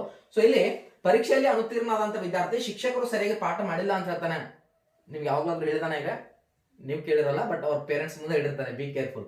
ಹೇಳಿದ್ರೆ ಇಲ್ಲಿ ಸರಿಯಾದ ಉತ್ತರ ಯಾವ್ದು? ಇಲ್ಲಿ ಆಯ್ಕೆಯನ್ನು ಕೊಟ್ಟಿದ್ದಾರೆ, ಪರಿಹಾರ ಕೊಟ್ಟಿದ್ದಾರೆ, ಉದಾತ್ತೀಕರಣ ಕೊಟ್ಟಿದ್ದಾರೆ, ಪ್ರಕ್ಷೇಪಣೆ ಮತ್ತು ಪ್ರತಿಗಮನ ಅಂತ ಕೊಟ್ಟಿದ್ದಾರೆ. ಸರಿಯಾದ ಉತ್ತರ ಯಾವುದು ಅಂತಕ್ಕಂಥದ್ದು ನೋಡೋದಾದ್ರೆ ಅದು ಪ್ರಕ್ಷೇಪಣೆ. ಪ್ರಕ್ಷೇಪಣೆ ಅಂದ್ರೇನು? ತನ್ನ ತಪ್ಪುಗಳನ್ನ, ತನ್ನ ಆಲೋಚನೆಗಳನ್ನ, ತನ್ನ ಭಾವನೆಗಳನ್ನ, ತನ್ನ ಸಮಸ್ಯೆಗಳನ್ನು ಒಪ್ಪಿಕೊಳ್ಳಲಾಗದೆ ಇನ್ನೊಬ್ಬರ ಮುಂದೆ ಒಂದು ಇನ್ನೊಬ್ಬರ ಮೇಲೆ ಹೇರ್ತಕ್ಕಂಥ ಪ್ರಕ್ರಿಯೆಗೆ ನಾವು ಏನಂತ ಕರಿತೀವಿ ಅಂದ್ರೆ ಪ್ರಕ್ಷೇಪಣೆ ಅಂತ ಕರಿತಾ ಇದೀವಿ, ಪ್ರೊಜೆಕ್ಷನ್ ಅಂತ ಕರಿತೀವಿ. ಏನಂತ ಕರಿತಾ ಇದ್ವಿ? ಪ್ರೊಜೆಕ್ಷನ್. ಸೊ ಇಲ್ಲಿ ಮುಂದೆ ನೋಡೋದಾದ್ರೆ ಇಲ್ಲಿ ಪರಿಹಾರ ಕೊಟ್ಟಿದ್ದಾರೆ, ಉದಾತ್ತೀಕರಣ, ಪ್ರತಿಗಮನ. ಸರ್ ಹಿಂಗಂದ್ರೆ ಏನು? ಪರಿಹಾರ ಅಂದ್ರೆ ಏನು? ಪರಿಹಾರದಲ್ಲಿ 3 ಪ್ರಕಾರದಲ್ಲಿ ಪರಿಹಾರಗಳು ಬರುತ್ತೆ. ಸೊ ಇದು ಒಪ್ಪಂದ ತತ್ವಾಧಾರಿತ ರಕ್ಷಣಾ ತಂತ್ರಗಳಲ್ಲಿ ಬರ್ತದೆ ಅಂತಕ್ಕಂಥದ್ದು. ಪರಿಹಾರದಲ್ಲಿ 3 ಪ್ರಕಾರಗಳು. ಸರ್ ಯಾವ್ದು ಪರಿಹಾರದಲ್ಲಿ 3 ಪ್ರಕಾರಗಳು? ಮೊದಲನೇದು ಬರುತ್ತೆ ನೇರ ಪರಿಹಾರ, ನಂತರದಲ್ಲಿ ಬರುತ್ತೆ ಪ್ರತ್ಯಕ್ಷ, ಪರೋಕ್ಷ. ಮೊದಲನೇದು ನೇರ, ನಂತರದಲ್ಲಿ ಪರೋಕ್ಷ, ನಂತರದಲ್ಲಿ ಬದಲಿ ಪರಿಹಾರ ಅಂತ ಬರುತ್ತೆ. ಬದಲಿ. ಸೊ ಫಸ್ಟ್ ಒನ್ ನೇರ, ನಂತರದಲ್ಲಿ ಪರೋಕ್ಷ, ನಂತರದಲ್ಲಿ ಬದಲಿ ಪರಿಹಾರ ಅಂತ ಬರುತ್ತೆ. 3 ರೀತಿಯಲ್ಲಿ ಬರುತ್ತೆ. ಸರ್ ಹಾಗಾದ್ರೆ ಎಕ್ಸಾಂಪಲ್ ಕೊಡಿ ನೋಡೋಣ. ನೇರ ಪರಿಹಾರ ಅಂದ್ರೆ ಒಬ್ಬ ವ್ಯಕ್ತಿ ಅಲ್ಲಿರ್ತಕ್ಕಂಥ ಸಮಸ್ಯೆಗಳನ್ನ ಅಲ್ಲಿ ಅರ್ಥೈಸಿಕೊಂಡು ತಾನೇ ಸೊಲ್ಯೂಷನ್ ಕಂಡುಕೊಳ್ಳೋದಕ್ಕೆ ನೇರ ಪರಿಹಾರ ಅಂತ ಕರೀತಾರೆ. ಗ್ರೀಕ್ ದೇಶದ ಡೆಮಾಸ್ತನಿಸ್ ಅಂತಕ್ಕಂಥ ಒಬ್ಬ ವಾಗ್ಮಿ, ಭಾಷಣಕಾರ, ತನ್ನ ಒಗ್ಗುವಿಕೆಯನ್ನ ಸರಿಪಡಿಸಿಕೊಂಡು ಅತ್ಯುತ್ತಮ ಭಾಷಣಕಾರಾಗಿ ಹೊರಹೊಂತಾನೆ. ಅದು ನೇರ ಪರಿಹಾರ. ಈಗ ನಾನು ಟೀಚರ್ಗೆ ಅಪಾಯಿಂಟ್ಮೆಂಟ್ ಆಗ್ತಾ ಇಲ್ಲ ಸರ್, ಟಿ ನನ್ನ ಅಪಾಯಿಂಟ್ಮೆಂಟ್ ಟಿ ಪಾಸೇ ಆಗ್ತಾ ಇಲ್ಲ, ಆದ್ರೆ ನಾನು ಇಲ್ಲಿ ಪ್ರಯತ್ನ ಪಡ್ತೀನಿ, ಪಾಸ್ ಆಗ್ತೀನಿ. ಅದು ನೇರ ಪರಿಹಾರ. ದಟ್ ಈಸ್ ನೇರ ಪರಿಹಾರ. ನೆಕ್ಸ್ಟ್ ಏನಂದ್ರೆ ಪರೋಕ್ಷ ಪರಿಹಾರ. ಪರೋಕ್ಷ ಅಂದ್ರೆ ಏನೋ? ನನಗೇನೋ ಅಚೀವ್ಮೆಂಟ್ ಮಾಡಕ್ ಆಗ್ಲಿಲ್ಲ, ಬಟ್ ನಾನು ಇನ್ನೊಬ್ಬರಿಗೆ ಅಚೀವ್ಮೆಂಟ್ ಮಾಡಲಿ ನಾನು ತೃಪ್ತಿಯನ್ನು ಪಡಬೇಕು. ಒಬ್ಬ ತಂದೆ ಇರ್ತಾನೆ, ತಾನು ಡಾಕ್ಟರ್ ಆಗ್ಬೇಕಂತ ಯೋಚನೆ ಮಾಡಿರ್ತಾನೆ, ಡಾಕ್ಟರ್ ಆಗಲ್ಲ, ಬೇರೆ ತನ್ನ ಮಗನ ಡಾಕ್ಟರ್ ಮಾಡ್ತಾನೆ. ಸೊ ಅದು ಪರೋಕ್ಷ ಪರಿಹಾರ. ನನಗೆ ಕಾರ್ ಓಡಿಸೋಕೆ ಬರಲ್ಲ, ಆದ್ರೆ ನನ್ನ ಮಗ ಕಾರ್ ಓಡಿಸೋದು ನೋಡಿ ನಾನು ಹೆಮ್ಮೆ ಪಡ್ತೀನಿ. ಅದು ಪರೋಕ್ಷ ಪರಿಹಾರ. ದಟ್ ಈಸ್ ಪರೋಕ್ಷ ಪರಿಹಾರ. ನೆಕ್ಸ್ಟ್ ಅಂದ್ರೆ ಬದಲಿ ಪರಿಹಾರ ಅಂತ ಬರುತ್ತೆ. ಸೊ ಬದಲಿ ಪರಿಹಾರ ಅಂದ್ರೆ ಏನು? ಇಲ್ಲಿ ಏನಾದ್ರೂ ಮಾಡಿ, ಈಗ ಫಾರ್ ಎಕ್ಸಾಂಪಲ್ ಶಿಕ್ಷಣ ಕ್ಷೇತ್ರದಲ್ಲಿ ನನಗೆ ಏನು ಸಾಧನೆ ಮಾಡಕ್ ಆಗಲ್ಲ, ನಾನು ಕ್ರೀಡಾ ಕ್ಷೇತ್ರದಲ್ಲಿ ಸಾಧನೆ ಮಾಡ್ತೀನಿ, ಬದಲಿ ಪರಿಹಾರ. ನಾನು ಎಕ್ಸಾಮ್ ನಲ್ಲಿ ಫೇಲ್ ಆಗಿದ್ದೀನಿ, ಆದ್ರೆ ಕ್ರೀಡೆಯಲ್ಲಿ ನಾನು ಫಸ್ಟ್ ಇದ್ದೀನಿ, ಬದಲಿ ಪರಿಹಾರ. ಸೊ ಈ ರೀತಿಯಾಗಿ ನಾವು ನೋಡ್ತಾ ಇದ್ದೇವೆ. ನೆಕ್ಸ್ಟ್ ಇದು ಗೊತ್ತಾಯ್ತು ನಿಮಗೆ ಪರಿಹಾರ. ನಂತರ ಉದಾತ್ತೀಕರಣ. ಉದಾತ್ತೀಕರಣ ಅಂದ್ರೆ ಪಾಸಿಟಿವ್ ಪಾಯಿಂಟ್ಸ್ ಬರ್ತದೆ. ಈಗ ಉದಾತ್ತೀಕರಣ ಅಂದ್ರೆ ಏನು? ತನ್ನ ಒಂದು ಪರಿಸರದಲ್ಲಿ ಇರ್ತಕ್ಕಂಥ ಸಮಸ್ಯೆಗಳನ್ನ, ತನ್ನ ಲೋಪದೋಷಗಳನ್ನ ಸರಿಪಡಿಸಿಕೊಂಡು ಇನ್ನೊಂದರಲ್ಲಿ ಅದರ ಒಂದು ಸುಖವನ್ನ ಕಾಣ್ತಕ್ಕಂಥ ಒಂದು ಪ್ರಕ್ರಿಯೆ. ಫಾರ್ ಎಕ್ಸಾಂಪಲ್ ಏನಂದ್ರೆ, ಮಕ್ಕಳು ಇಲ್ಲದೆ ಇರ್ತಕ್ಕಂಥ ಒಬ್ಬಳು ಟೀಚರು ಶಾಲೆಯಲ್ಲಿ ಇರ್ತಕ್ಕಂಥ ಎಲ್ಲ ಮಕ್ಕಳು ತನ್ನ ಮಕ್ಕಳಂತೇಳಿ ಭಾವಿಸ್ತಾರೆ. ಅದು ಉದಾತ್ತೀಕರಣ. ಇನ್ನು ನೆಕ್ಸ್ಟ್ ನೋಡ್ತಾ ಇದೀವಿ ಪ್ರತಿಗಮನ. ಇದನ್ನ ಹಿಮ್ಮರಳುವಿಕೆ ಅಂತ ಕೂಡ ಕರಿತೀವಿ. ಏನಂತ ಕರಿತಾ ಇದೀವಿ? ಹಿಮ್ಮರಳುವಿಕೆ. ಎಂತ ಕರಿತೀವಿ? ಹಿಮ್ಮರಳುವಿಕೆ. ವ್ಯಕ್ತಿ ಸಮಸ್ಯೆಯನ್ನ ಬಗೆಹರಿಸಲಾಗದೆ ಅಲ್ಲಿಂದ ಪಲಾಯನ ಮಾಡೋದ್ರ ಮುಖಾಂತರ ಏನ್ ಮಾಡ್ತಾರೆ ಅಂದ್ರೆ ತನ್ನ ಬಾಲ್ಯ ಸಹಜವಾದಂತಹ ವರ್ತನೆಗಳನ್ನ ವ್ಯಕ್ತಪಡಿಸ್ತಾನೆ. ಅದಕ್ಕೆ ಪ್ರತಿಗಮನ ಅಥವಾ ಏನಂತ ಕರೀತಾರೆ? ಹಿಮ್ಮರಳುವಿಕೆ ಅಂತ ಕರೀತಾರೆ. ಎಕ್ಸಾಮ್ ನಾನು ಕೂತ್ರೆ ಫೇಲ್ ಆಗ್ತೀನಿ ಅಂತೇಳಿ ಮೊದಲನೇ ಕಾಯಿಲೆ ಬರ್ತಾನೆ, ತಾನು ಅಂಡರ್ಸ್ಟುಡ್ ತಿಳ್ಕೊಂಡು ಬಿಡ್ತಾನೆ. ಸೊ ಅದನ್ನ ಏನಂತ ಕರಿತೀವಿ? ಹಿಮ್ಮರಳುವಿಕೆ ಅಥವಾ ಪ್ರತಿಗಮನ ಅಂತ ಕರಿತೀವಿ. ಕ್ಲಿಯರ್? ನೆಕ್ಸ್ಟ್ ಹೋಗ್ತಾ ಇದ್ದೇನೆ. ಯಾವುದೇ ಪ್ರಶ್ನೆ ಬಂದರೂ ಕೂಡ ಇನ್ನು ಮುಂದೆ ನೀವು ಬರೀತಾರೆ, ಹೆದರ್ತಕ್ಕಂಥ ಅವಶ್ಯಕತೆ ಇಲ್ಲ. ಎಸ್.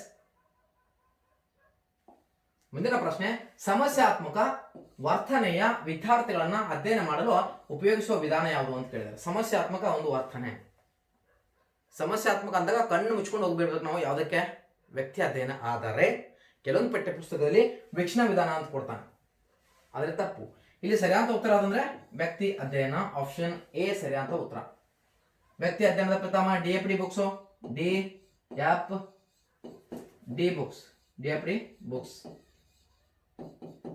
DFD ಬುಕ್ಸ್ ಅವರು ಈ ವ್ಯಕ್ತಿ ಅಧ್ಯಯನದ ಪಿತಾಮಹ. ನಂತರ ಅಂತರಾವಲೋಕನ EB ಟೇಶ್ನರ್. EB ಟೇಶ್ನರ್ ಅಂತರಾವಲೋಕನ. ತನ್ನನ್ನು ತಾನು ಒಳಹೊಕ್ಕು ನೋಡುದು. ಇಂಟ್ರೋ ಪ್ಲಸ್ ಫ್ಲೆಕ್ಷನ್ ಅಂತಕ್ಕಂಥ 2 ಪದಗಳನ್ನ ಬಂದಿದೆ. ತನ್ನನ್ನು ತಾನು ಒಳಹೊಕ್ಕು ನೋಡೋದನ್ನ ಏನಂತ ಕರೀತಾರೆ ಅಂದ್ರೆ ಅಂತರಾವಲೋಕನ ಅಂತ ಕರೀತಾರೆ. ಇದನ್ನ ಸಿಂಹಾವಲೋಕನ ಅಂತ ಕೂಡ ಕರೀತಾರೆ. ಎಕ್ಸಾಮ್ ಅಲ್ಲಿ ಕೇಳಬಹುದು ಯಾವ್ದನ್ನ ಸಿಂಹಾವಲೋಕನ ಅಂತ ಕರೀತಾರೆ. ಸಿಂಹಾವಲೋಕನ. ಯಾಕೆ ಸದ್ಯಕ್ಕೆ ಸಿಂಹಾವಲೋಕನ ಅಂತ ಕರೀತಾರೆ? ಒಂದು ಹುಲಿ ಏನ್ ಮಾಡ್ತಂದ್ರೆ ಸ್ವಲ್ಪ ಸಿಂಹ ಏನಾಗತ್ತಂದ್ರೆ ಸ್ವಲ್ಪ ದೂರವನ್ನ ಕ್ರಮಿಸಿದ ನಂತರ ವಾಪಸ್ ತಿರ್ಕೊಂಡು ನೋಡುತ್ತೆ. ನಾನು ಎಷ್ಟು ದೂರ ಬಂದಿದ್ದೀನಿ ಅಂತಕ್ಕಂಥದ್ದು ತಮ್ಮನ್ನು ತಾವೇ ಅವಲೋಕನವನ್ನು ಮಾಡ್ಕೊಳ್ಳೋದು ಸಿಂಹಾವಲೋಕನ. ನಾನು ಎಲ್ಲಿದ್ದೀನಿ, ಯಾವ ಪೊಸಿಷನ್ ಅಲ್ಲಿ ಇದ್ದೀನಿ, ಸಿಂಹಾವಲೋಕನ. ಇನ್ನು ಪ್ರಾಯೋಗಿಕ ಬರುತ್ತೆ. Wilhelm Wundt Wilhelm Wundt, Wilhelm Wundt, Wilhelm Wundt, ಆಧುನಿಕ Wilhelm Wundt, Wilhelm Wundt, Wilhelm Wundt ಅವರು ಆಧುನಿಕ ಶಿಕ್ಷಣದ ಪಿತಾಮಹ ಅಂತ ಕರಿತಾ ಇದೀವಿ. ಮನೋವಿಜ್ಞಾನದ ಪಿತಾಮಹ ಅಂತ ಯಾರನ್ನ ಕರಿತಾ ಇದೀವಿ ನಾವು? Sigmund Freud. ಆಧುನಿಕ ಮನೋವಿಜ್ಞಾನದ ಪಿತಾಮಹ ಅಂತ ಕರಿತಾ ಇದೀವಿ ಯಾರನ್ನ? ವೀಲ್ ಹೆಲ್ಮ್ ಊಂಟ್ರನ್ನ. ವೀಲ್ ಹೆಲ್ಮ್ ಊಂಟ್ ಆಧುನಿಕ ಮನೋವಿಜ್ಞಾನದ ಪಿತಾಮಹ. ಇವರು ಲಿಪ್ಜಿಗ್ ಎಂಬಲ್ಲಿ ಮೊಟ್ಟ ಮೊದಲ ಪ್ರಯೋಗಾಲಯವನ್ನು ಪ್ರಾರಂಭ ಮಾಡಿದ್ರು 1879. ಎಸ್, ಲಿಪ್ಜಿಗ್ ಎಂಬಲ್ಲಿ ಮೊಟ್ಟ ಮೊದಲ ಪ್ರಯೋಗಾಲಯವನ್ನು ಪ್ರಾರಂಭ ಮಾಡ್ತಾರೆ. ನಂತರದಲ್ಲಿ ಅವಲೋಕನ ವಿಧಾನ. ಸೊ ಅವಲೋಕನ ವಿಧಾನ, ಇದನ್ನ ವೀಕ್ಷಣಾ ವಿಧಾನ ಅಂತ ಕರೀತಾರೆ. ಏನಂತ ಕರೀತಾರೆ? ವೀಕ್ಷಣೆ. ಸೊ ವೀಕ್ಷಣಾ ವಿಧಾನದ ರೂವಾರಿ ಯಾರು?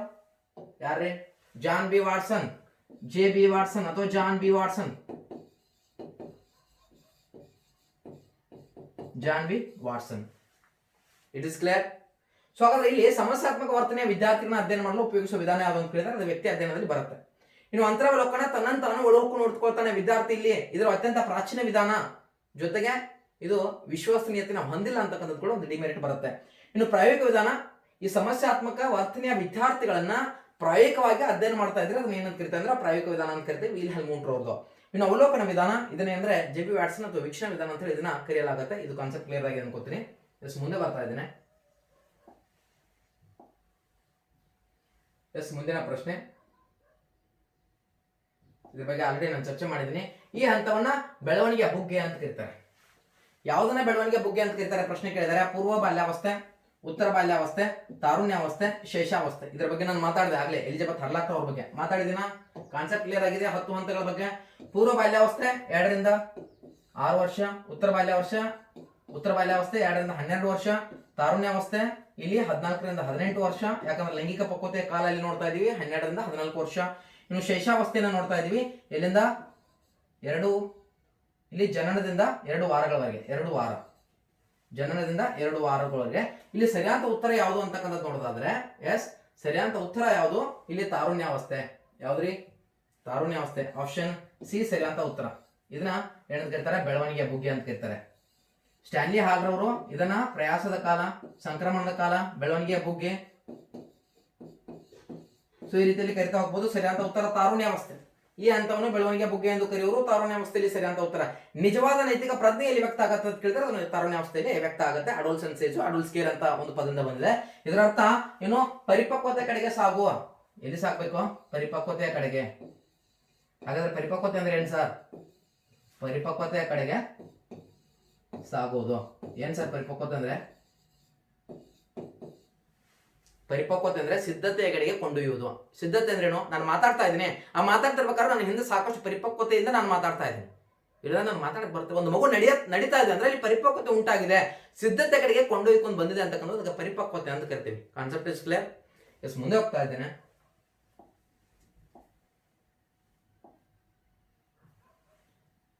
ಇದ್ರ ಬಗ್ಗೆ ನಾನು ಸಾಕಷ್ಟು ಮಾತಾಡಿದ್ದೇನೆ, ಸೊ ಇಲ್ಲಿ ಮಾತಾಡಕ್ ಹೋಗಲ್ಲ. ಆದ್ರೆ ಸ್ವಲ್ಪ ಡಿಫ್ರೆನ್ಸಸ್ ಇದೆ, ಅದನ್ನ ಅರ್ಥ ಮಾಡ್ಕೊಳ್ಳಿಕ್ಕೆ ಪ್ರಯತ್ನ ಪಡಿ. ಸೃಜನಶೀಲತೆಯ ಪ್ರಕ್ರಿಯೆಯಲ್ಲಿ ಅನುಸರಿಸಬೇಕಾದ ಹಂತಗಳ ಒಂದು ಅನುಕ್ರಮ ಅಂತ ಕೇಳಿದ್ದಾರೆ. ಸೃಜನಶೀಲತೆ ಅಂದ್ರೆ ಏನು ಅಂತಕ್ಕಂಥ ಹೇಳಿದೆ. ದೇಶದ ಒಂದು ಸಂಪನ್ಮೂಲ, ದೇಶದ ಸಂಪನ್ಮೂಲ ಇದು. ಇನ್ನು ಇಲ್ಲಿ ಸಿದ್ಧತೆ, ಪರಿಪಕ್ವಾವಸ್ಥೆ, ಜ್ಞಾನೋದಯ, ತಾಳೆ ನೋಡುವಿಕೆ ಅಂತ ಕೊಟ್ಟಿದ್ದಾರೆ. ತಾಳೆ ನೋಡುವಿಕೆ, ಜ್ಞಾನೋದಯ, ಸಿದ್ಧತೆ, ಪರಿಪಕ್ವಾವಸ್ಥೆ, ಜ್ಞಾನೋದಯ, ತಾಳೆ ನೋಡುವಿಕೆ, ಸಿದ್ಧತೆ, ಪರಿಪಕ್ವಾವಸ್ಥೆ, ಪರಿಪಕ್ವಾವಸ್ಥೆ, ಸಿದ್ಧತೆ, ಜ್ಞಾನೋದಯ ಮತ್ತು ತಾಳೆ ನೋಡುವಿಕೆ. ಏನ್ ಸರ್ ನೀವು ಸೂತ್ರನೇ ಬೇರೆ ಹೇಳಿದ್ರೆ? ಏನ್ ಸೂತ್ರ ಹೇಳಿದ್ರಿ ನೀವು? ಶಿಶು ಹಸುನೀಗಿತು ಅಂತ ಹೇಳಿದಿರಿ. ಏನಂತ ಹೇಳಿದಿವೆ? ಶಿಶು ಹಸುನೀಗಿತು. ಸರಿ, ಇಲ್ಲಿ ಎಲ್ಲಿದೆ ಅದು ಶಿಶು ಹಸುನೀಗಿತು ತೋರಿಸ್ರಿ ಅಂತ ಕೇಳ್ಬೋದು. ಎಸ್, 2 ರೀತಿಯಲ್ಲಿ ಇದನ್ನ ಕರಿಬಹುದು. ಇಲ್ಲಿ ಇನ್ನೊಂದು ನಾನು ಎಕ್ಸಾಂಪಲ್ ಇನ್ನೊಂದು ಸೂತ್ರ ಹೇಳ್ತೀನಿ. ಅದು ಯಾವ್ದಂದ್ರೆ ಶಿಪ್ ನೌಕೆ. ಏನ್ರಿ? ಶಿಪ್ ನೌಕೆ. ಏನ್ ಸರ್ ಇದು ಶಿಪ್ ನೌಕೆ? ಸೊ ಶಿಪ್ ನೌಕೆ ಏನು? ಇಲ್ಲಿ ಮೊದಲನೇದಾಗಿ ಸಿದ್ಧತೆ, ನಂತರದಲ್ಲಿ ಪರಿಪಕ್ವಾವಸ್ಥೆ ಆಗುತ್ತೆ. ಇದು ಸಿದ್ಧತೆ, ಇದು ಪರಿಪಕ್ವಾವಸ್ಥೆ. ಏನ್ ಸರ್ ಹೇಗ್ ಬೇಕಾದ್ರೂ ಸೂತ್ರ ಮಾಡ್ತಿರಲ್ಲ, ನನಗೆ ಹೇಗೆ ಬೇಕೋ ಆಗ ಮಾಡ್ಕೊಂಡಿದ್ದೀನಿ. ಸೊ ನಿಮಗೆ ಚೇಂಜ್ ಮಾಡ್ಕೋಬಹುದು, ನಿಮಗೆ ಯಾವ ರೀತಿ ಈಸಿ ಆಗುತ್ತೆ. But it is understood, it's understandable. ಇದು ಅರ್ಥ ಆಗುವ ರೀತಿಯಲ್ಲಿ ನಾನು ಹೇಳ್ತಕ್ಕಂಥ ಪ್ರಯತ್ನ ಮಾಡಿದ್ದೀನಿ. ಇದು ಅರ್ಥ ಆಗಲಿಲ್ಲ ಅಂದ್ರೆ ನೀವು ಯಾವತ್ತೂ ಅಂದ್ರೆ ಕರ್ನಾಟಕ ಶಿಕ್ಷಕರ ಪರೀಕ್ಷೆಯನ್ನ ಪಾಸ್ ಆಗಲಿಕ್ಕೆ ಸಾಧ್ಯನೇ ಇದೆ. ಇನ್ನು ಅಂದ್ರೆ ನೌಕೆ. ನೌಕೆ ಅಂದ್ರೆ ಏನ್ ಸರ್? ಜ್ಞಾನೋದಯ. ಸೊ ಹೆಂಗೆ? ನೋ ಇದೆ ಇಲ್ಲಿ. ಸೊ ಹಾಗಾದ್ರೆ ತಾಳೆ ನೋಡುವಿಕೆ ಹೆಂಗೆ? ಕೆ ತಾಳೆ ನೋಡುವಿಕೆ. ಸೊ ಶಿಪ್ ನೌಕೆ. ಸೂತ್ರ ಮಾಡಿದೀನಿ. ಸೊ ಇದನ್ನ ಹೀಗೂ ಕೇಳಬಹುದು, ಸಿದ್ಧತೆ, ಪರಿಪಕ್ವಾವಸ್ಥೆ, ಜ್ಞಾನೋದಯ, ತಾಳೆ ನುಡಿವಿಕೆ, ಅಥವಾ ಶಿಶು ಅಸುನೀಗಿತು, ಸಿದ್ಧತೆ, ಸುಪ್ತತೆ, ಅಂತಸ್ಫುರಣೆ ಮತ್ತು ಯಾವುದು ಪರಿಷ್ಕರಣೆ ಅಂತ ಬರುತ್ತೆ ಕೊನೆಯದಾಗಿ, ಪರಿಷ್ಕರಣೆ. ಸೊ ಅದನ್ನ ಆಡ್ ಮಾಡ್ಕೊಳ್ಬೇಕು, ಪರಿಷ್ಕರಣೆ ಅಂತ ಬರುತ್ತೆ. ಅರ್ಥ ಆಯ್ತಾ? Concept is clear. ಅಲೆಕ್ಸ್ ಆಕ್ಸ್ಬರ್ನ್ ಅವರು ಸೃಜನಶೀಲತೆಯನ್ನು ಅಭಿವೃದ್ಧಿಪಡಿಸತಕ್ಕಂಥ ತಂತ್ರಗಳ ಬಗ್ಗೆ ತಿಳಿಸ್ಕೊಡ್ತಾರೆ. ಕಾರ್ಲ್ ರೋಜರ್ಸ್ ಅವರು ಮಾನಸಿಕ ಸ್ವಾತಂತ್ರ್ಯ ಮತ್ತು ಮಾನಸಿಕ ಸುರಕ್ಷತೆಗಳು ಸೃಜನಶೀಲತೆ ಅಭಿವೃದ್ಧಿಗೆ ಪ್ರಮುಖವಾಗಿ ಬೇಕು ಅಂತಕ್ಕಂಥದ್ದನ್ನ ಹೇಳ್ತಾರೆ. ಎಕ್ಸಾಮ್ ಅಲ್ಲಿ ಪ್ರಶ್ನೆ ಕೇಳಬಹುದು, ಬಿ ಕೇರ್ಫುಲ್. ಎಸ್, ಮುಂದೆ ಹೋಗ್ತಾ ಇದ್ದೇನೆ.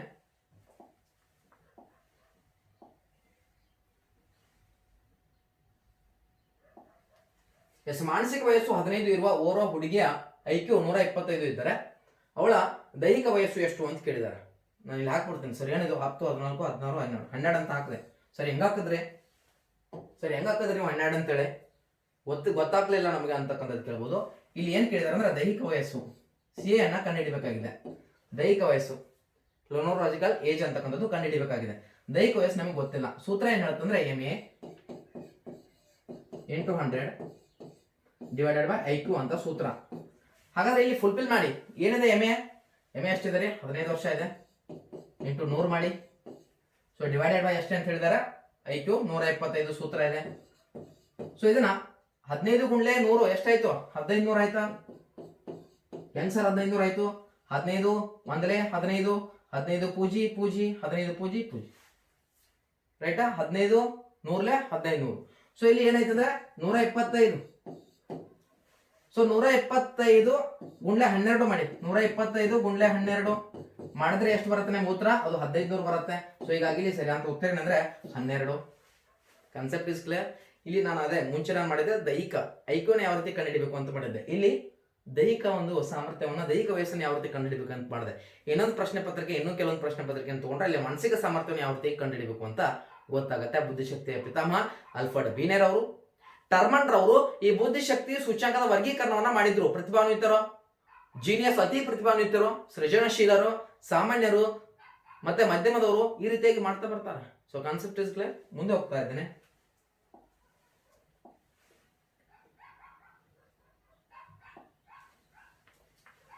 ಎಸ್, ಮುಂದಿನ ಪ್ರಶ್ನೆ ಸ್ಕ್ರೀನ್ ಮೇಲೆ ಗೋಚರ ಆಗ್ತಾ ಇದೆ.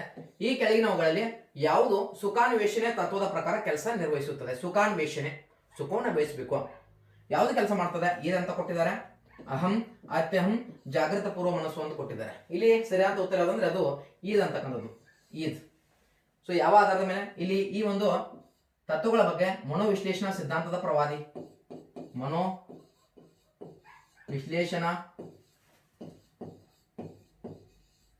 ಮನೋವಿಶ್ಲೇಷಣಾ ಸಿದ್ಧಾಂತ ಬರ್ತದೆ.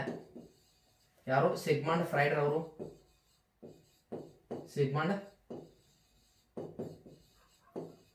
ಸಿಗ್ಮಂಡ್ ಫ್ರೈಡ್ ಅವರು ಮನೋವಿಶ್ಲೇಷಣಾ ಸಿದ್ಧಾಂತ ಪ್ರವಾದಿ. ಸೊ ಇವ್ರು ಹೇಳಿದ್ರೆ ಇಲ್ಲಿ ಮಂಡಿಸ್ತಾರೆ. ಸೊ ಅಲ್ಲಿ ಈದ್ ಇಗೋ ಸೂಪರ್ ಇಗೋ ಅಂತ ಬರುತ್ತೆ. ಈದ್ ಅಂದ್ರೆ ಸುಖ ಅಂತ ಅರ್ಥ. ಸುಖಾನ್ವೇಷಣೆ, ಅಹಂ ಪ್ರವೃತ್ತಿ, ಸುಖ ಅಂತಕ್ಕಂಥದ್ದು ಇದರ ಮೂಲ. ಒಂದು ಇಲ್ಲಿ ಏನ್ ಬರುತ್ತೆ ಅಂದ್ರೆ ಸೂತ್ರ, enjoy nothing but enjoy the life. ಬಿಂದಾಸಾಗಿ ಎಂಜಾಯ್ ಮಾಡಿ, enjoy the life, enjoy nothing but enjoy ತತ್ವದ ಮೇಲೆ ಇದು ಏನಂದ್ರೆ ಕೆಲಸವನ್ನು ನಿರ್ವಹಿಸ್ತಾ ಈದ್ ಅಂತಕ್ಕಂಥದ್ದು. ಈದ್ ಅಂದ್ರೆ ಇಚ್ಛೆ ಅಂತ ಅರ್ಥ ಆಗತ್ತೆ. ಇಚ್ಛೆ ಪ್ರಕಟ, ಬಯಕೆ. ಸೊ ಅರ್ಥ ಆಗತ್ತೆ. ನಂತರ ಅಹಂ ಅಂದ್ರೆ ಎರಡನೇ ಸ್ಟೆಪ್ ಬರುತ್ತೆ. ಈಗೋ ಅಂತ ಕರೀತಾರೆ ಇದನ್ನ, ಈಗೋ. ಸೊ ಈಗೋ ಅಂತ ಕರೀತಾರೆ. ಸೊ ಇಲ್ಲಿ ಈಗೋ ನಂತರದಲ್ಲಿ ಅತ್ಯಹಂ ಬರುತ್ತೆ, ಸೂಪರ್ ಈಗೋ ಅಂತ ಬರುತ್ತೆ. ಇದು ಸೂಪರ್ ಈಗೋ ಕಂಡು ಬರುತ್ತೆ. ಸೊ ಇಲ್ಲಿ ಅತ್ಯಹಂ, ಅಹಂ, ನಂತರದಲ್ಲಿ ಜಾಗೃತ ಪೂರ್ವ ಮನಸ್ಸು. ಇದನ್ನ ಏನಂದ್ರೆ ಈ ಒಂದು ಮನೋವಿಶ್ಲೇಷಣಾ ಸಿದ್ಧಾಂತದಲ್ಲಿ ಯಾರು ಹೇಳಿದ್ರು? ಈ ಒಂದು ಸಿಗ್ಮಂಡ್ ಫ್ರೈಡ್ ಅವರು ಹೇಳ್ತಾರೆ. ಇದನ್ನ ಯಾವ ರೀತಿ ಹೇಳಿದ್ರು ಅಂದ್ರೆ ಮಂಜುಗಡ್ಡೆಗೆ ಹೋಲಿಸ್ತಾರೆ. ಇಲ್ಲಿ ಯಾವುದಕ್ಕೆ? ಮಂಜುಗಡ್ಡೆಗೆ. ಒಂದು ಐಸ್ ಇದೆ. ಸೊ ಐಸರಲ್ಲಿ 3 ಸ್ಥಿತಿಗಳು ಕಂಡು ಬರುತ್ತೆ. ಇದನ್ನ ಏನ್ ಕರೆಸ್ತಾ ಇವೆ? ಜಾಗೃತ ಪ್ರಜ್ಞಾವಸ್ಥೆ ಅಂತ ಕರಿತಾ ಇದ್ದೀನಿ ನಾನು. ಪ್ರಜ್ಞಾವಸ್ಥೆ. ಐಸ್ ಏನಾಗತ್ತೆ? ನೀರಿನಲ್ಲಿ ಮುಳುಗತ್ತಾ ತೇಲತ್ತಲ್ವಾ? ಕಂಪ್ಲೀಟ್ ಆಗಿನೂ ತೇಲಲ್ಲ. ಸ್ವಲ್ಪ ಭಾಗ ಮೇಲೆ ಕಾಣಿಸುತ್ತೆ ನಮಗೆ, ಮಿಡಲ್ ಸ್ವಲ್ಪ ಮುಳುಗಿರುತ್ತೆ, ನಂತರ ಕೆಳಗೆ ಕೂಡ ಸ್ವಲ್ಪ ಮುಳುಗಿರುತ್ತೆ. ಸೊ ಆ ರೀತಿಯಾಗಿದ್ದು ನಾನು ಪ್ರಜ್ಞಾವಸ್ಥೆ. ಇದನ್ನ ಅರೆ ಪ್ರಜ್ಞಾವಸ್ಥೆ, ಅರೆ ಪ್ರಜ್ಞೆ. ನಂತರದಲ್ಲಿ ಸೂಕ್ತ ಅಂದ್ರೆ ಜಾಗೃತ. ಸೊ ಇಲ್ಲಿ ಜಾಗೃತ ಪೂರ್ವ ಮನಸ್ಸು ಇಲ್ಲಿ ಬರುತ್ತೆ. ಯಾರು ಹೇಳಿದ್ರು ಇದನ್ನ? ಸಿಗ್ಮಂಡ್ ಫ್ರೈಡ್ ಅವರು ಹೇಳಿದ್ರು. Sigmund fried. ಇದು ಪ್ರಜ್ಞಾವಸ್ಥೆ. ಇದೇನಂದ್ರೆ ಸೂಕ್ತ ಪ್ರಜ್ಞಾವಸ್ಥೆ. ಸೂಕ್ತ ಪ್ರಜ್ಞಾವಸ್ಥೆ, ಸೆಕೆಂಡ್ ಅರೆ ಪ್ರಜ್ಞಾವಸ್ಥೆ, ಇದ್ರ ನಂತರದಲ್ಲಿ ಕೊನೆಯದಾಗಿ ಬರ್ತಕ್ಕಂಥದ್ದು ಸುಪ್ತ ಪ್ರಜ್ಞಾವಸ್ಥೆ, ಜಾಗೃತ ಪೂರ್ವ ಮನಸ್ಸು ಅಂತ ಕರಿತೇವೆ. ಏನಂತ ಕರಿತೀವಿ? ಜಾಗೃತ ಪೂರ್ವ ಮನಸ್ಸು. ವಿಸ್ಮೃತಿಗಳು, ಬಾಯ್ದೆರೆ ತಪ್ಪುಗಳು, ಲೇಖನಿ ತಪ್ಪುಗಳು ಎಲ್ಲ ಕಂಡು ಬರೋದು ಕೂಡ ಜಾಗೃತಿ ಪೂರ್ವ ಮನಸ್ಸಿನಲ್ಲಿ ಕಂಡು ಬರುತ್ತೆ. ಸಿಗ್ಮಂಡ್ ಫ್ರೈಡ್ ಅವ್ರ ಬಗ್ಗೆ ಒಂದು ಪರ್ಟಿಕ್ಯುಲರ್ ವಿಡಿಯೋ ಕೊಟ್ಟಿದ್ದೀನಿ, ಅದನ್ನ ನೋಡ್ಕೊಳ್ಬೇಕು. ಅಲ್ಲಿ ನಾನು ಕಂಪ್ಲೀಟ್ ಆಗಿ ಮನೋಲೈಂಗಿಕ ವಿಕಾಸದ ಹಂತಗಳು ಯಾವ ರೀತಿ ಹೇಳ್ತಾರೆ ಇವರು ಅದ್ರ ಬಗ್ಗೆ ನಾನು ಮಾತಾಡ್ತಕ್ಕಂಥ ಪ್ರಯತ್ನ ಮಾಡಿದ್ದೀನಿ. ಅದು ಮುಖ ಹಂತ ಆಗಿರ್ಬೋದು, ಶಿಶ್ನ ಹಂತ ಆಗಿರ್ಬೋದು, ನಂತರದಲ್ಲಿ ಅಂತರ್ಗತ ಹಂತ ಆಗಿರ್ಬೋದು, ಈ ರೀತಿಯಾಗಿ ಪ್ರಮುಖ ಹಂತಗಳ ಬಗ್ಗೆ ಅವರು ಹೇಳ್ತಕ್ಕಂಥ ಪ್ರಯತ್ನ ಮಾಡಿದ್ದಾರೆ. ಅದ್ರ ಬಗ್ಗೆ ನಾನು ಮಾತಾಡಿದ್ದೀನಿ. ಸಿಗ್ಮಂಡ್ ಫ್ರೈಡ್ ಅವರನ್ನ ಆಧುನಿಕ ಮನೋವಿಜ್ಞಾನದ ಪಿತಾಮಹ ಅಂತೇಳಿ ಕರಿತಾ ಇದ್ದೀವಿ. ಮನೋವಿಜ್ಞಾನದ ಪಿತಾಮಹ ಅಂತ ನಾವೆಲ್ಲ ಕರಿತಾ ಇದೀವಿ. ಆಧುನಿಕ ಮನೋವಿಜ್ಞಾನ ಅಂತ ಬಂದ್ರೆ ಅಲ್ಲಿ ಯಾರು ಕರಿತೀವಿ? ವಿಲಿಯಂ ಮೂಟರ್ ಅವ್ರನ್ನ ಆಧುನಿಕ ಮನೋವಿಜ್ಞಾನ ಅಂತ ಕರಿತೀವಿ. ಇವ್ರನ್ನ ಮನೋವಿಜ್ಞಾನದ ಪಿತಾಮಹ ಅಂತ ಕರಿತಾ ಇದೀವಿ, ಸಿಗ್ಮಂಡ್ ಫ್ರೈಡ್ ಅವ್ರನ್ನ. ಆದ್ರೆ ಎಲ್ಲರೂ ಇದನ್ನ ಒಪ್ಪಿಕೊಳ್ಳಲ್ಲ ಅಂತಕ್ಕಂಥದ್ದು ಕೂಡ ನೆನಪಿನಲ್ಲಿ ಇಟ್ಕೊಳ್ಬೇಕಾಗತ್ತೆ. ಸೊ ಕಾನ್ಸೆಪ್ಟ್ ಕ್ಲಿಯರ್ ಆಗಿದೆ ಅನ್ಕೋತೀನಿ. ಎಂಜಾಯ್ ನಥಿಂಗ್ ಬಟ್ ಎಂಜಾಯ್, ಬಿಂದಾಸ್. ನೆಕ್ಸ್ಟ್ ಮುಂದೆ ಹೋಗ್ತಾ ಇದ್ದೀನಿ. ಎಸ್, ಮುಂದಿನ ಪ್ರಶ್ನೆ ಸ್ಕ್ರೀನ್ ಮೇಲೆ ಕಾಣಿಸ್ತಾ ಇದೆ. ಈ ಕೆಳಗಿನವುಗಳಲ್ಲಿ ಯಾವುದನ್ನ ಮನೋಜನ್ಯ ಒಂದು ಚಲನವಲನದ ಅತ್ಯಂತ ಉನ್ನತ ಒಂದು ಮಟ್ಟದ ಸಾಧನೆ ಅಂತ ಕೇಳ್ತಾರೆ. ಸೊ ಮನೋಕ್ರಿಯಾಜನ್ಯ ವಲಯ ಹ್ಯಾರೋ ಅವರು ತಿಳಿಸ್ಕೊಟ್ರು. ಹ್ಯಾರೋಗಿಂತ ಮುಂಚಿತವಾಗಿ ಇಬ್ಬರು ವಿಜ್ಞಾನಿಗಳು ಏನಂದ್ರೆ ಇದರ ಬಗ್ಗೆ ತಿಳಿಸ್ಕೊಡ್ತಾರೆ. ಆದ್ರೆ 1972 ಹ್ಯಾರೋ ಅವರು ಹೇಳಿದಂತ ಒಂದು ಅಂಶವನ್ನ ಇಲ್ಲಿ ನಾವು ಒಪ್ಕೊಳ್ಬೇಕಾಗತ್ತೆ. ಸೊ ಇಲ್ಲಿ ಮನೋಕ್ರಿಯಾಜನ್ಯ ವಲಯದಲ್ಲಿ ಅತ್ಯಂತ ಒಂದು ಉನ್ನತ ಮಟ್ಟದ ಸಾಧನೆ ಯಾವುದು? ಅದು ಸ್ವಾಭಾವೀಕರಣ ಅಂತ ಬರುತ್ತೆ. ಏನು? ಸ್ವಾಭಾವೀಕರಣ. ಸೊ ಇಲ್ಲಿ ಮೌಲ್ಯಮಾಪನ ಅಂತಕ್ಕಂಥದ್ದು ಎಲ್ಲಿಗೆ ಬರುತ್ತೆ? ಇದು ಬೆಂಜಮಿನ್ ಬ್ಲೂಮರ್ ಅವರ ಜ್ಞಾನಾತ್ಮಕ ವಲಯದಲ್ಲಿ ಬರುತ್ತೆ. ಜ್ಞಾನಾತ್ಮಕ ವಲಯ. ಪರಿಷ್ಕೃತ ಅಂತ ಬಂದ್ರೆ ಅಲ್ಲಿ ಸೃಷ್ಟಿಸುವುದು ಬರುತ್ತೆ. ಪರಿಷ್ಕೃತ ಬಂದ್ರೆ ಯಾವುದು? ಸೃಷ್ಟಿಸುವುದು. ಅದ್ರ ಬಗ್ಗೆ ಮುಂದೆ ಮಾತಾಡ್ತೀನಿ, ಇದ್ರ ಬಗ್ಗೆ ಕೂಡ ನಾನು. ಎಸ್, ಇಲ್ಲಿ ಬೆಂಜಮಿನ್ ಬ್ಲೂಮರ್ ಅವ್ರ ಬಗ್ಗೆ ಕ್ಲಿಯರ್ ಮಾಡ್ಲಿಕ್ಕೆ ಬಯಸ್ತಾ ಇದ್ದೀನಿ. ಇಲ್ಲಿ ಪ್ರೇರಣೆ ಅಂತಕ್ಕಂಥದ್ದು ಫಸ್ಟ್ ಸ್ಟೆಪ್ ಬರುತ್ತೆ. ಪ್ರೇರಣೆ ಯಾವುದಲ್ಲಿ? ಈ ಮನೋಕ್ರಿಯಾಜನ್ಯ ವಲಯದಲ್ಲಿ. ಇಲ್ಲಿ ಏನಂದ್ರೆ ಕ್ರಿಯಾ ಕೌಶಲ್ಯಕ್ಕೆ, ಸ್ನಾಯು ಕೌಶಲ್ಯಕ್ಕೆ ಮಹತ್ವವನ್ನು ಕೊಡಲಾಗತ್ತೆ. ಯಾವುದರಲ್ಲಿ? ಒಂದು ಮನೋಕ್ರಿಯಾಜನ್ಯ ವಲಯದಲ್ಲಿ. ಅರ್ಥ ಆಯ್ತಾ ಇದು? ಎಸ್. ಇನ್ನ ಇಲ್ಲಿ ಯಾರ್ದು? ಬ್ಲೂಮ್ ಅವ್ರದ್ದು. ಮೊನ್ನೆ ನಾನು ಮಾಡಿದ್ದೆ, ಬಟ್ ಅದು ಸಾಕಷ್ಟು ಅಭ್ಯರ್ಥಿಗಳು ಹೇಳಿದ್ರೆ ಸರ್ ಬೋರ್ಡ್ ಸರಿಯಾಗಿ ವಿಸಿಬಲ್ ಇಲ್ಲ ಅಂತೇಳಿ. ಬ್ಲೂಮ್ ರವರ ವರ್ಗೀಕರಣ ಬರುತ್ತೆ 1956ರಲ್ಲಿ. ಬ್ಲೂಮ್ ರವರು ಬೋಧನಾ ಉದ್ದೇಶಗಳ ವರ್ಗೀಕರಣವನ್ನು ಮಾಡ್ತಾರೆ. ಸೊ ಬೋಧನಾ ಉದ್ದೇಶಗಳ ವರ್ಗೀಕರಣ ಮಾಡೋದ್ರ ಮುಖಾಂತರ ಜ್ಞಾನ, ನಂತರದಲ್ಲಿ ತಿಳುವಳಿಕೆ, ನಂತರದಲ್ಲಿ ಅನ್ವಯ, ನಂತರದಲ್ಲಿ ವಿಶ್ಲೇಷಣೆ, ನಂತರದಲ್ಲಿ ಸಂಶ್ಲೇಷಣೆ.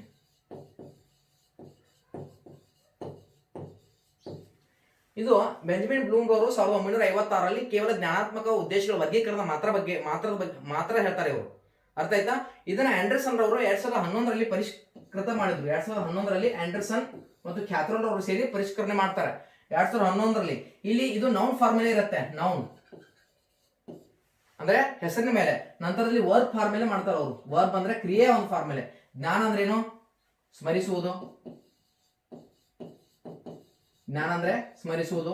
ಸೊ ಇದರ ಪ್ರಕಾರ ಇಲ್ಲಿ 1956 ಬ್ಲೂಮ್ರ ಬೋಧನಾ ಉದ್ದೇಶಗಳ ವರ್ಗೀಕರಣ ಪ್ರಕಾರ ಕೊನೆಯ ಒಂದು ಹಂತ ಏನಂದ್ರೆ ಮೌಲ್ಯಮಾಪನ. ಅದು ಯಾವುದು? ಮೌಲ್ಯಮಾಪನ ಅಂತ ಬರುತ್ತೆ ಕೊನೆಯದಾಗಿ.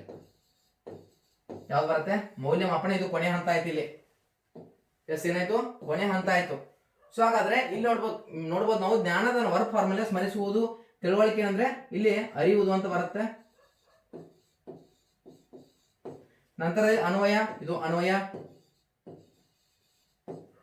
ಸೊ ವಿಶ್ಲೇಷಣೆ, ಇದೇನಂದ್ರೆ ವಿಶ್ಲೇಷಣೆ. ಆದ್ರೆ ಒಂದನ್ನ ತೆಗೆದು ಹಾಕಿದ್ರೆ ಇಲ್ಲಿ ಯಾವ್ದು ತೆಗೆದು ಹಾಕಿದ್ರು?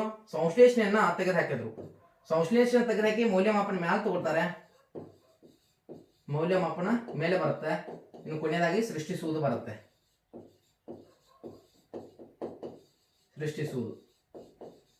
ಸೊ ಬೋಧನಾ ಉದ್ದೇಶಗಳ ವರ್ಗೀಕರಣ 2011 ಪ್ರಕಾರ ಕೇಳಿದ್ರೆ ಇಲ್ಲಿ ಸೃಷ್ಟಿಸುವುದು ಅಂತ ಬರಬೇಕು.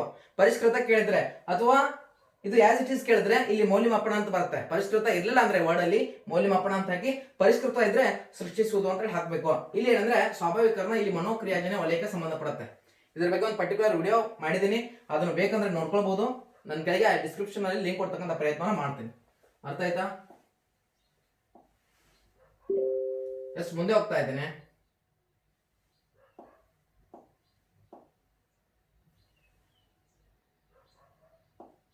ಕೆಳಗಿನ ಯಾವುದನ್ನು ಸಂಶೋಧಕನ ಕಣ್ಣು ಎಂದು ಕರೆಯುತ್ತಾರೆ ಅಂತಕ್ಕಂಥದ್ದು ಪ್ರಶ್ನೆ. ಕೆಳಗಿನ ಯಾವುದನ್ನ ಸಂಶೋಧಕನ ಕಣ್ಣು ಅಂತ ಕರೀತಾರೆ? ಸಂಭವನೀಯ ಕಾರಣಗಳ ವಿಶ್ಲೇಷಣೆ, ನಿರ್ದಿಷ್ಟಪಡಿಸಿದ ಸಮಸ್ಯೆ, ಕಾರ್ಯಯೋಜನೆ ಮತ್ತು ಕ್ರಿಯಾ ಪ್ರಾಕಲ್ಪನೆ ಎಂದು ಕೊಟ್ಟಿದ್ದಾರೆ. ಕ್ರಿಯಾ ಸಂಶೋಧನಾ ಕಣ್ಣು ಬರ್ತದೆ, ಅದು ಯಾವ್ದಂದ್ರೆ ಯಾವ್ದು ಬರುತ್ತೆ ಸರಿಯಾದ ಉತ್ತರ ಕ್ರಿಯಾ ಪ್ರಾಕಲ್ಪನೆ ಅಂತ ಬರುತ್ತೆ, ಆಪ್ಷನ್ ಡಿ. ಅಂದ್ರೆ ಶಿಕ್ಷಕನಾದವನು ಶಾಲೆ ವರ್ಗಕೋಣೆಯಲ್ಲಿ ಉದ್ಭವಿಸ್ತಕ್ಕಂಥ ಸಮಸ್ಯೆಗಳ ಬಗ್ಗೆ ಪರಿಹಾರವನ್ನ ಕಂಡುಕೊಳ್ಳುವ ಸಲುವಾಗಿ ಒಂದು ಯೋಜನೆಯನ್ನು ಸಿದ್ಧಪಡಿಸಬೇಕಾಗುತ್ತೆ. ಕ್ರಿಯಾ ಒಂದು ಪ್ರಾಕಲ್ಪನೆ ಅಂತಕ್ಕಂಥದ್ದು. ಪ್ರಾಕಲ್ಪನೆ ಅಂದ್ರೇನು, ಏನ್ ಸಮಸ್ಯೆ ಅದಕ್ಕೆ ಮೊದಲು ಇಮ್ಯಾಜಿನೇಷನ್ ಮಾಡ್ಬೇಕು ನಾನು, ಅದಕ್ಕೆ ಕ್ರಿಯಾ ಪ್ರಾಕಲ್ಪನೆ ಅಂತ ಕರಿತೀವಿ ಸರ್. ಕ್ರಿಯಾ ಪ್ರಾಕಲ್ಪನೆ ಹಾಗಂದ್ರೆ ಏನು ಅಂತಕ್ಕಂಥ ಪ್ರಶ್ನೆ ಬರುತ್ತೆ. ಒಂದು ಸಮಸ್ಯೆ ಉದ್ಭವ ಆಗುತ್ತೆ, ಆ ಸಮಸ್ಯೆಗೆ ಏನು ಪರಿಹಾರ ನಾನು ಕೊಡ್ಬೋದು ಅಂತಕ್ಕಂಥದ್ದು ಇಮ್ಯಾಜಿನೇಷನ್ ಮಾಡ್ತಾ ಇದ್ದೀನಿ, ಪ್ರಾಕಲ್ಪನೆ. ಸೊ ಊಹಿಸುವುದು ಅಂತ ಹೇಳಿ ಸಿಂಪಲ್ ಆಗಿ ಹೇಳ್ಬೋದು. ಅರ್ಥ ಆಯ್ತಾ? ಎಸ್, ಈ ಒಂದು ಕ್ರಿಯಾ ಸಂಶೋಧನಕ್ಕನ್ನು ಕಂಡು ಬರುತ್ತೆ, ಆಪ್ಷನ್ ಡಿ ಇಲ್ಲಿ ಸರಿಯಾದ ಉತ್ತರ. ಮುಂದೆ ಹೋಗ್ತಾ ಇದ್ದೇನೆ. ಮೇ ಬಿ ವಿಡಿಯೋ ಲೆಂದಿ ಆಗ್ತಾ ಇದೆ, ಇದು ಲೆಂದಿ ಆಗ್ತಿದ್ರೆ ಹೇಳಿ, ನಾನು 10 ಕ್ವಶನ್ಸ್ ಮಾಡ್ತಕ್ಕಂಥ ಪ್ರಯತ್ನ ಪಡ್ತೀನಿ. ಇಲ್ಲಾಂದ್ರೆ ನೀವು ಎಷ್ಟೇ ವಿಡಿಯೋ ಲೆಂದಿ ಮಾಡಿ ನಾವು ನೋಡ್ತೀವಿ ಅಂತಕ್ಕಂಥದ್ದು ಹೇಳಿ ಕಂಪ್ಲೀಟ್ ಆಗಿ ಒಂದೇ ಒಂದು ವಿಡಿಯೋದಲ್ಲಿ ಕೊಡ್ತಕ್ಕಂಥ ಪ್ರಯತ್ನವನ್ನು ಮಾಡ್ತೀನಿ. ಈ ಹಂತದ ಜ್ಞಾನಾತ್ಮಕ ಬೆಳವಣಿಗೆಯಲ್ಲಿ ತಾರ್ಕಿಕ ಚಿಂತನೆ ಸಂಪೂರ್ಣವಾಗಿ ವಿಕಾಸವಾಗುತ್ತದೆ ಅಂತ ಕೇಳಿದ್ದಾರೆ. ಪ್ರಶ್ನೆ ಅರ್ಥ ಮಾಡ್ಕೊಳ್ಬೇಕು, ಸಂಪೂರ್ಣವಾಗಿ ವಿಕಾಸ ಆಗುತ್ತದೆ ತಾರ್ಕಿಕ ಚಿಂತನೆ. ಇದು ಸಾಕಷ್ಟು ಅಭ್ಯರ್ಥಿಗಳಿಗೆ ಗೊಂದಲ ಇದೆ. ತಾರ್ಕಿಕವಾಗಿ ಸಂಪೂರ್ಣ ವಿಕಾಸ ಎಲ್ಲಿ ಆಗತ್ತೆ ಅಂತಕ್ಕಂಥ ಪ್ರಶ್ನೆ ಕೇಳಿದ್ದಾರೆ. ಸೊ ಇಲ್ಲಿ ನಾನು ಹಾಕ್ತೀನಿ ಅಂದ್ರೆ ಒಂದು ಔಪಚಾರಿಕ ಕಾರ್ಯಗಳ ಹಂತ. ಸರ್ ರಾಂಗ್ ಹೇಳ್ತಾ ಇದ್ದೀರಾ, ಮೂರ್ತ ಕಾರ್ಯಗಳ ಹಂತ ಇದೆ ಸರಿ ಉತ್ತರ. ಎಸ್, ಮೂರ್ತ ಕಾರ್ಯಗಳ ಹಂತದಲ್ಲಿ ಏನಾಗುತ್ತೆ ಅಂದ್ರೆ ಇದು ಪ್ರಾರಂಭ ಆಗತ್ತೆ. ತಾರ್ಕಿಕ ಆಲೋಚನಾ ಸಾಮರ್ಥ್ಯ ಏನಾಗುತ್ತೆ ಅಂದ್ರೆ ಪ್ರಾರಂಭ ಆಗತ್ತೆ, ಆದ್ರೆ ಕೊನೆಗೊಳ್ಳೋದಂದ್ರೆ ಔಪಚಾರಿಕ ಕಾರ್ಯಗಳ ಹಂತ. ಇದನ್ನ ಜೀನ್ ಪಿಯಾಜೆ ಅವರು, ಜೀನ್ ಪಿಯಾಜೆ ಸ್ವಿಟ್ಜರ್ಲ್ಯಾಂಡ್ ಅವರು, ಜೀನ್ ಪಿಯಾಜೆ ಅಲ್ಬಿನೋ ಅಂತಕ್ಕಂಥ ಗೋಬಿಗಳ ಮೇಲೆ ಪ್ರಯೋಗ ಮಾಡ್ತಾರೆ, ಲೇಖನವನ್ನ ಬರೀತಾರೆ. ಯಾವುದು? ಅಲ್ಬಿನೋ ಅಂತಕ್ಕಂಥ ಗೋಬಿಗಳ ಮೇಲೆ ಲೇಖನವನ್ನು ಬರೆಯೋದ್ರ ಮುಖಾಂತರ ಏನ್ ಹೇಳಿದ್ರು, ಈ ಒಂದು ಸ್ಕೀಮಾ ಬಗ್ಗೆ ತಿಳಿಸ್ಕೊಡ್ತಾರೆ. ಇವರು ಮೊದಲನೇದಾಗಿ ಸಿಗ್ಮಂಡ್ ಫ್ರೈಡ್ ಅವರ ಮನೋವಿಶ್ಲೇಷಣಾ ಪಂಥದಲ್ಲಿ ಕೂಡ ಹೋಗಿ ಕೆಲಸ ಮಾಡ್ತಾರೆ, ಬಟ್ ಅಲ್ಲೂ ಕೂಡ ತೃಪ್ತಿಯನ್ನು ಕಾಣಲಿಲ್ಲ. ನಂತರದಲ್ಲಿ ಅಲ್ಫ್ರೆಡ್ ಬ್ರೀನರ್ ಅವರ ಬುದ್ಧಿಶಕ್ತಿ ಪರೀಕ್ಷೆ ಮೇಲೆ ಅಲ್ಲಿ ಹೋಗಿ ಕೆಲಸ ಮಾಡ್ತಾರೆ, ಅಲ್ಲೂ ತೃಪ್ತಿಯನ್ನು ಕಾಣಲಿಲ್ಲ. ಜೊತೆಗೆ ಒಂದು ಶಾಲೆಯನ್ನು ಸ್ಥಾಪಿಸಿ ಅಲ್ಲಿ ಮಕ್ಕಳ ಮೇಲೆ ಪ್ರಯೋಗಗಳನ್ನ ಮಾಡ್ತಾರೆ. ಸೊ ಒಂದು ಮಕ್ಕಳ ಒಂದು ಶಾಲೆಯನ್ನು ಪ್ರಾರಂಭಿಸಿ ಮಕ್ಕಳ ಮೇಲೆ ಪ್ರಯೋಗವನ್ನು ಮಾಡ್ತಾರೆ, ಒಂದು ಸಂಸ್ಥೆಯನ್ನು ಕಟ್ಟಿ. ಸೊ ಆ ಪ್ರಯೋಗ ಮಾಡಿದ ಮೇಲೆ ಅವ್ರಿಗೆ ಏನಾಗುತ್ತೆ ಅಂದ್ರೆ ಸಾಕಷ್ಟು ಸಮಸ್ಯೆಗಳು ಅಂದ್ರೆ ಪ್ರಶ್ನೆಗಳು ಉದ್ಭವ ಆಗಕ್ಕೆ ಸ್ಟಾರ್ಟ್ ಮಾಡುತ್ತೆ. ಆ ಯಾವಾಗ ಪ್ರಶ್ನೆಗಳು ಉದ್ಭವ ಆಗುತ್ತೆ ಆವಾಗ ಒಂದು ಸಿದ್ಧಾಂತವನ್ನು ಸ್ಪಷ್ಟಪಡಿಸಿದ್ರು. ಆ ಸಿದ್ಧಾಂತವೇ ಜ್ಞಾನಾತ್ಮಕ ಸಿದ್ಧಾಂತ ಅಥವಾ ಬೌದ್ಧಿಕ ಸಿದ್ಧಾಂತ.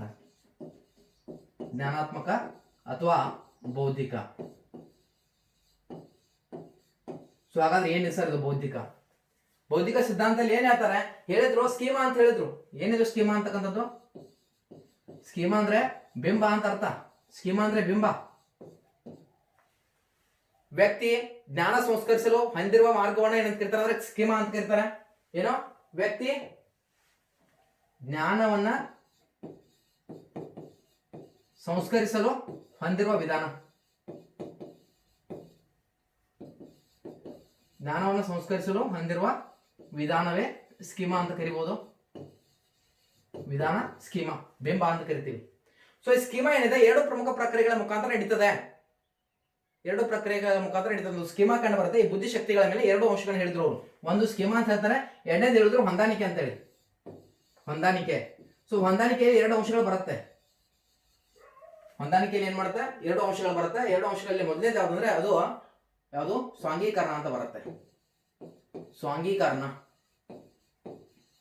ನಂತರದಲ್ಲಿ ಸ್ಥಳಾವಕಾಶ ಒದಗಿಸುವಿಕೆ ಅಂತ ಬರುತ್ತೆ. ಸೊ ಎರಡು ಅಂಶಗಳು ಬರುತ್ತೆ. ಯಾವುದರಲ್ಲಿ?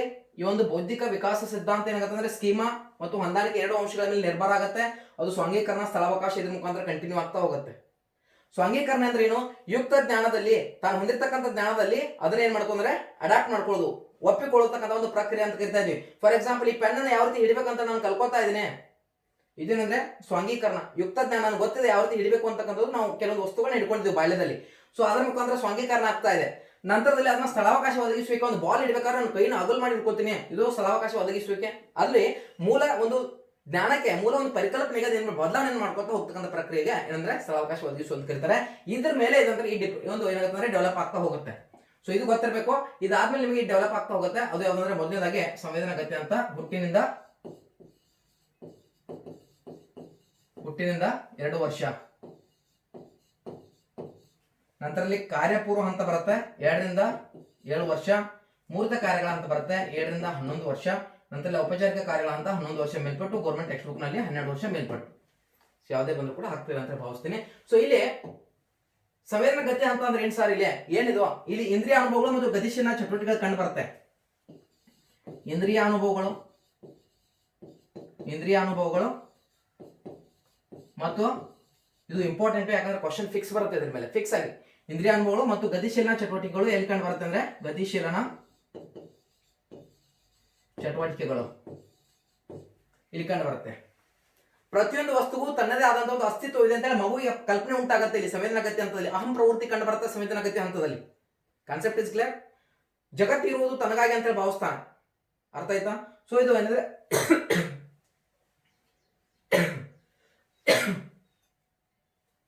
ಸಾರಿ, ನಂತರದಲ್ಲಿ ಸಂವೇದನಾಗತಿ ಅಂತ ಇಂದ್ರಿಯ ಅನುಭವಗಳು ಮತ್ತು ಗತಿಶೀಲ ಚಟುವಟಿಕೆಗಳು ಕಂಡು ಬರುತ್ತೆ. ಇದಾದ್ಮೇಲೆ ಹೋಗ್ತಾ ಇದ್ರಿ ಇಲ್ಲಿ ಕಾರ್ಯಪೂರ್ವ ಹಂತ. ಇದು ಸಾಕಷ್ಟು ಪರೀಕ್ಷೆಯಲ್ಲಿ ಪ್ರಶ್ನೆಗಳು ಕೇಳ್ತಾನೆ. ಕಾರ್ಯಪೂರ್ವ ಹಂತದ ಮೇಲೆ ಪ್ರಶ್ನೆಗಳು ಕೇಳ್ತಾ ಹೋಗ್ತಾನೆ. ಕಾರ್ಯಪೂರ್ವ ಹಂತ 2 ರಿಂದ 7 ವರ್ಷ ಅಂತ ಹೇಳಿದೆ. ಇಲ್ಲಿ 3 ಪ್ರಕ್ರಿಯೆಗಳು ಕಂಡು ಬರ್ತವೆ. ಒಂದು ವಿಳಂಬಿತ ಅನುಕರಣೆ, ನಂತರದಲ್ಲಿ ಸಾಂಕೇತಿಕ ಆಟ, ನಂತರದಲ್ಲಿ ಚಿತ್ರರಚನಾ ಸಾಮರ್ಥ್ಯ. ಸೊ ಇಲ್ಲಿ ಚಿತ್ರರಚನಾ ಸಾಮರ್ಥ್ಯ ಏನಿದೆ ಜೊತೆಗೆ ಕಾಲ್ಪನಿಕತೆ ಏನಿದೆ. ವಿಳಂಬಿತ ಅನುಕರಣೆ ಮಗು ಏನ್ ಮಾಡ್ತಂದ್ರೆ ತಂದೆ ತಾಯಿಯನ್ನು ನೋಡಿ ಕಲಿತಕ್ಕಂಥದ್ದು. ಈಗ ಒಂದು ಬೀಗ ಹಾಕೊಂಡು ಹೋಗಿ ನೀವು ಮನೆಯ ಬೀಗನ ಯಾವ ರೀತಿ ಹಾಕಬೇಕಂತ ಕಲಿಯುತ್ತೆ. ಒಂದಿನಾದ್ರೂ ಮಗುವಿಗೆ ಹೇಳಿ ಬಾಳೆಹಣ್ಣು ಯಾವ ರೀತಿ ತಿನ್ಬೇಕಂತ ಹೇಳಿ ತಾನು ಬಾಯಲ್ಲಿ ಹಾಕೊಳ್ಳುತ್ತೆ. ಸೊ ಇದು ವಿಳಂಬಿತ ಅನುಕರಣೆ.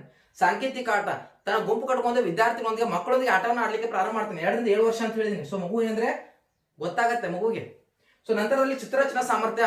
ಈಗ ನೀವು ನ್ಯೂಸ್ ಪೇಪರ್ ನೋಡಿರ್ಬೋದು, ಅಲ್ಲಿ ಒಂದು ಪೇಜ್ ಇರುತ್ತೆ, ಸಪರೇಟ್ ಪೇಜ್ ಇರುತ್ತೆ. ಈಗ ಸಂಯುಕ್ತ ಕರ್ನಾಟಕದಲ್ಲಿ ಒಂದು ಬರ್ತಾ ಇತ್ತು, ಕಿನ್ನರಿ ಅಂತಕ್ಕಂಥದ್ದು ಅಥವಾ ಕಿಂದರಿ ಜೋಗಿ ಅಂತ ಒಂದು ಬರ್ತಾ ಇತ್ತು. ಅದರಲ್ಲಿ ಸಾಕಷ್ಟು ಚಿತ್ರರಚನಾ ಸಾಮರ್ಥ್ಯಗಳು ಕಂಡು ಬರ್ತಾ ಇತ್ತು ಅಂತಕ್ಕಂಥದ್ದು ಇದು ಇಲ್ಲಿ ಕಂಡು ಬರುತ್ತೆ.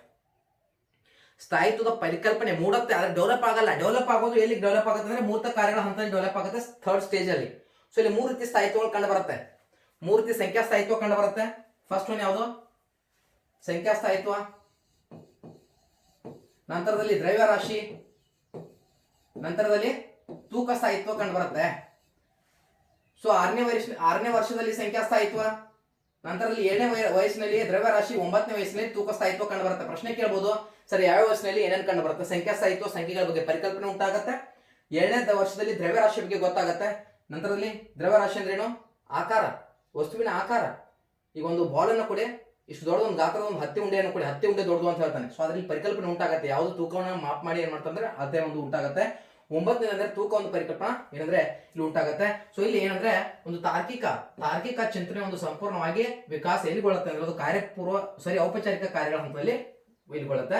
ಮೂರ್ತ ಕಾರ್ಯ ಹಂತ ಏನಾಗುತ್ತೆ ಅಂದ್ರೆ ಇಲ್ಲಿ ಪ್ರಾರಂಭ ಆಗುತ್ತೆ. ತಾರ್ಕಿಕ ಆಲೋಚನಾ ಸಾಮರ್ಥ್ಯ ಪ್ರಾರಂಭದ ಹಂತ, ಇದು ಪ್ರಾರಂಭ ಅಂತ ಆಗುತ್ತೆ ಇಲ್ಲಿ ಪ್ರಾರಂಭ. ಸೊ ವಿಮರ್ಶಾತ್ಮಕ ಪ್ರವೃತ್ತಿ, ನಂತರದಲ್ಲಿ ವಿಮರ್ಶಾತ್ಮಕ ಪ್ರವೃತ್ತಿ ಮತ್ತು ಈ ತಾರ್ಕಿಕ ಆಲೋಚನಾ ಸಾಮರ್ಥ್ಯ ಸಂಪೂರ್ಣವಾಗಿ ವಿಕಾಸಗೊಳ್ಳುವುದು ಔಪಚಾರಿಕ ಕಾರ್ಯಗಳ ಹಂತದಲ್ಲಿ. Concept is clear. ಮುಂದೆ ಹೋಗ್ತಾ ಇದ್ದೀನಿ, ಸ್ವಲ್ಪ ವೇಗವಾಗಿ ಹೋಗ್ತಕ್ಕಂಥ ಪ್ರಯತ್ನವನ್ನು ಮಾಡ್ತೇನೆ. ಮುಂದಿನ ಒಂದು ಪ್ರಶ್ನೆ, ಮಕ್ಕಳು ಚಲನಚಿತ್ರದಲ್ಲಿರುವ ಪ್ರದರ್ಶಿತವಾಗುವ ಹಿಂಸಾತ್ಮಕ ವರ್ತನೆಗಳನ್ನ ನೋಡಿ ಕಲಿಯಬಹುದು ಎಂಬ ತೀರ್ಮಾನವನ್ನು ಯಾವ ಮನೋವಿಜ್ಞಾನಿಯು ಮಾಡಿರುವ ಕೆಲಸದ ಆಧಾರದ ಮೇಲೆ ತೀರ್ಮಾನಿಸಬಹುದು ಅಂತಕ್ಕಂಥದ್ದು. ಇದು ಸಾಮಾಜಿಕ ಕಲಿಕೆಗೆ ಸಂಬಂಧಪಡುತ್ತೆ. ಒಂದು ಅರ್ಥ ಆಗಬೇಕು, ಸಾಮಾಜಿಕ ಒಂದು ಕಲಿಕೆ. ಇದನ್ನ ಮಾದರಿ ನಿರ್ಮಾಣ ಕಲಿಕೆ ಅಂತ ಕರೀತಾರೆ. ಏನಂತ ಕರಿತಾ ಇದೀವಿ? ಮಾದರಿ ನಿರ್ಮಾಣ ಕಲಿಕೆ ಅಥವಾ ಇನ್ನೊಂದು ಯತ್ನರಹಿತ ಕಲಿಕೆ. ಸರ್ ರಾಂಗ್ ಹೇಳ್ತಾ ಇದ್ದೀರಾ, ಯತ್ನರಹಿತ ಬರಲ್ಲ ಇದರಲ್ಲಿ. ಯತ್ನರಹಿತ ಕಲಿಕೆ, ಯತ್ನ ಏನ್ ಮಾಡುತ್ತಾ? ರಹಿತ ಕಲಿಕೆ. ಪ್ರಯತ್ನ ಪ್ರಮಾದ ದೋಷ ಬೇರೆ, ಯತ್ನರಹಿತ ಬೇರೆ. ಅರ್ಥ ಮಾಡ್ಕೊಳ್ಬೇಕ್ರಿ. ಯತ್ನರಹಿತ ಅಂದ್ರೆ ಯಾವುದೇ ಪ್ರಯತ್ನ ಮಾಡದೆ ಮಗು ಕಲಿತದೆ. ಯಾವ ರೀತಿಯಾಗಿ? ಅನುಕರಣೆಯ ಮೂಲಕ. ಸೊ ಯಾರು ಹೇಳ್ತಾರೆ ಅಂದ್ರೆ ಬಂಡೂರ್ ಅವ್ರು ಹೇಳ್ತಾರೆ. Option C ಬಂಡೂರ್.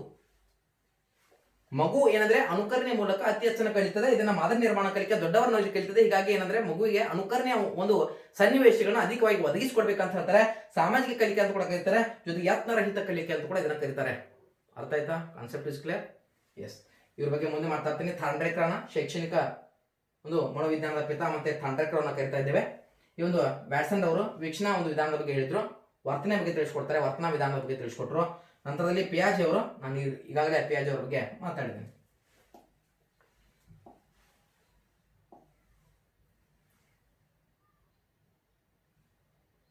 ಎಸ್. ಒಂದು ಪ್ರಶ್ನೆ, ಲಿಂಗ ತಾರತಮ್ಯದ ಬೆಳವಣಿಗೆಯ ಪ್ರಮುಖ ಮೂಲ ಯಾವುದು ಅಂತ ಕೇಳಿದ್ದಾರೆ. ಲಿಂಗ ತಾರತಮ್ಯ ಅಂತಕ್ಕಂಥದ್ದು ಎಲ್ಲಿ ಉಂಟಾಗತ್ತೆ ಅಂತಕ್ಕಂಥದ್ದು ಪ್ರಶ್ನೆಯನ್ನು ಕೇಳಿದ್ದಾರೆ. ಸೊ ಲಿಂಗ ತಾರತಮ್ಯ ಎಲ್ಲಿ ಉಂಟಾಗತ್ತೆ? ಸಮುದಾಯ ಅಂತ ಕೊಟ್ಟಿದ್ದಾರೆ, ಸಮೂಹ ಮಾಧ್ಯಮ ಅಂತ ಕೊಟ್ಟಿದ್ದಾರೆ, ಶಾಲೆ ಅಂತ ಕೊಟ್ಟಿದ್ದಾರೆ, ಕುಟುಂಬ. ಮೂಲ ಅಂತ ಕೇಳಿದ್ದಾರೆ. ಮೂಲ ಅಂದ್ರೆ ಎಲ್ಲಿ, ಬೇರು ಎಲ್ಲಿದೆ ಅದರದ್ದು, ಬೇರೆ ಎಲ್ಲಿದೆ. ಸೊ ಬೇರೆ ಎಲ್ಲಿದೆ ಅಂತಕ್ಕಂಥದ್ದು ನೋಡಿದ್ರೆ ಅದು ಎಲ್ಲಿ ಕಂಡು ಬರುತ್ತೆ? ಕುಟುಂಬದಲ್ಲಿ ಕಂಡು ಬರುತ್ತೆ. ಅರ್ಥ ಆಯ್ತಾ? ಕುಟುಂಬವೇ ಮೊದಲು, ಮನೆಯ ಮೊದಲ ಪಾಠಶಾಲೆ, ಜನನಿ ತಾನೇ ಮೊದಲ ಗುರು. ರೈಟಾ? ಒಂದು ಅಕ್ಷರ ಕಲಿಸಿದಾತನು ಕೂಡ ಗುರುನೇ. ಸೊ ಮನೆಯ ಮೊದಲ ಪಾಠಶಾಲೆ, ಜನನಿ ತಾನೇ ಮೊದಲ ಗುರು. ಸೊ ಹೀಗಾಗಿ ಕುಟುಂಬ ಅಂತಕ್ಕಂಥದ್ದು ಸರಿಯಾದ ಉತ್ತರ ಇಲ್ಲಿ. Yes, concept is clear. ಮುಂದೆ ಹೋಗ್ತಾ ಇದ್ದೇನೆ.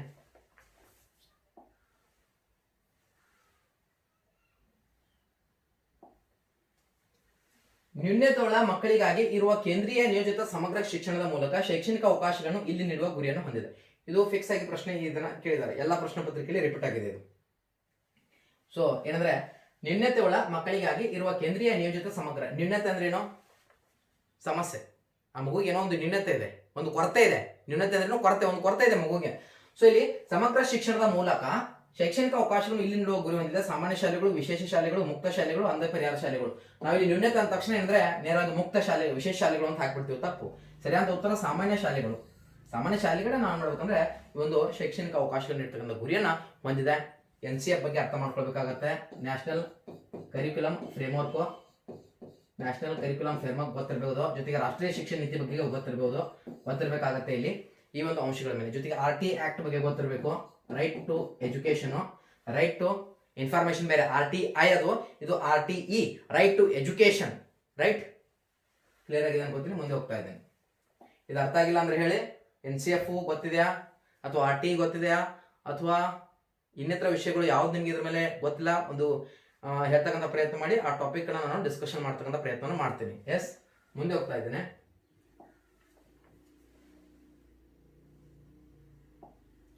ನೈತಿಕ ಬೆಳವಣಿಗೆ ಸಿದ್ಧಾಂತವನ್ನ ಪ್ರತಿಪಾದಿಸುವವರು ಅಂತ ಕೇಳಿದ್ದಾರೆ. ನೈತಿಕ ಬೆಳವಣಿಗೆ ಅಂತ ಬಂದಾಗ ಇದ್ರ ಬಗ್ಗೆ ಸಾಕಷ್ಟು ನಾನು ಮಾತಾಡಿದ್ದೀನಿ. ಆದ್ರೂ ಕೂಡ ಇಲ್ಲಿ ನೈತಿಕ ಬೆಳವಣಿಗೆ ಅಂತ ಬಂದಾಗ ಕೋಲ್ಬರ್ಗ್ ಅವ್ರಿಗೆ ಹೋಗ್ತೀವಿ. ಆಲೋಚನೆ ಮತ್ತು ತಾರ್ಕಿಕತೆ ಮೇಲೆ, ಆಲೋಚನೆ ಮತ್ತು ತಾರ್ಕಿಕತೆಯ ಮೇಲೆ ಏನಾಗುತ್ತಂದ್ರೆ ನೈತಿಕ ಬೆಳವಣಿಗೆ ಏನಾಗುತ್ತಂದ್ರೆ ಡೆವಲಪ್ಮೆಂಟ್ ಆಗ್ತಾ ಹೋಗುತ್ತೆ. ಅದು ಪೋಷಕರ ಅನುಕರಣೆಯಿಂದ ಬರಲ್ಲ ಅಂತಕ್ಕಂಥದ್ದು ಈ ಒಂದು ಕೋಲ್ಬರ್ಗ್ ಅವರು ವ್ಯಕ್ತಪಡಿಸಿದಂತ ಸಿದ್ಧಾಂತ. ಇವರು 3 ರೀತಿಯಲ್ಲಿ ಸಿದ್ಧಾಂತವನ್ನು ವ್ಯಕ್ತಪಡಿಸಿದ 3 ಘಟ್ಟಗಳು ಅಂತ ಕರ್ತಾರೆ. ಒಂದು ಸಾಂಪ್ರದಾಯಿಕ ಪೂರ್ವ ಹಂತ, ಸಾಂಪ್ರದಾಯಿಕ ಪೂರ್ವ, ನಂತರದಲ್ಲಿ ಸಾಂಪ್ರದಾಯಿಕ ಹಂತ,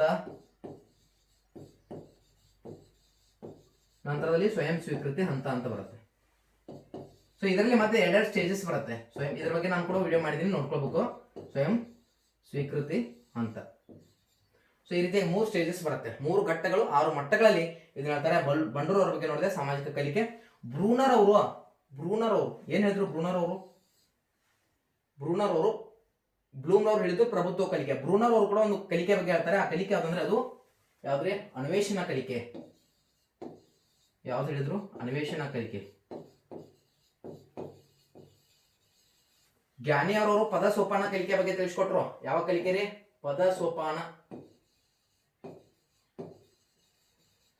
ಸೋಪಾನ ಕಲಿಕೆ. ಇಲ್ಲಿ 8 ರೀತಿಯ ಕಲಿಕೆ ಕಂಡು ಬರುತ್ತೆ. ಎಷ್ಟು? 8.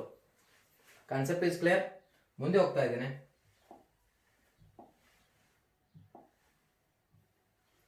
ಎಸ್, ಇದರ ಮೇಲೆ ಫಿಕ್ಸ್ ಆಗಿ ಪ್ರಶ್ನೆ ಕೇಳ್ತಾನೆ. ಬಹುಮುಖ ಬುದ್ಧಿಶಕ್ತಿಯ ಸಿದ್ಧಾಂತದ ಪ್ರಕಾರ ಎಲ್ಲ ರೀತಿಯ ಪ್ರಾಣಿಗಳನ್ನ, ಸಸ್ಯಗಳನ್ನ ಹಾಗೂ ಲವಣಗಳನ್ನ ಗುರುತಿಸುವ ಹಾಗೂ ವರ್ಗೀಕರಿಸುವ ಸಾಮರ್ಥ್ಯವನ್ನ ಏನಂತ ಕರೀತಾರೆ ಅಂತಕ್ಕಂಥದ್ದು. ಬಹುಮುಖ ಬುದ್ಧಿಶಕ್ತಿಯ ಸಿದ್ಧಾಂತದ ಪ್ರಕಾರ ಎಲ್ಲ ರೀತಿಯ ಪ್ರಾಣಿಗಳನ್ನ, ಇದು ಕೂಡ ರಿಪೀಟ್ ಆಗಿದೆ ಕ್ವಶನ್, 2017ರಲ್ಲಿ ರಿಪೀಟ್ ಆಗಿದೆ.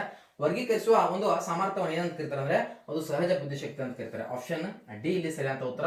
ಇದು ಈ ಬುದ್ಧಿಶಕ್ತಿ ಸಿದ್ಧಾಂತ ಬಗ್ಗೆ ತಿಳಿಸ್ಕೊಟ್ಟವ್ರೆ ಅಂದ್ರೆ ಈ ಎಲ್ಲಾ ಅಂಶಗಳು ಬರುತ್ತೆ ಅದರಲ್ಲಿ.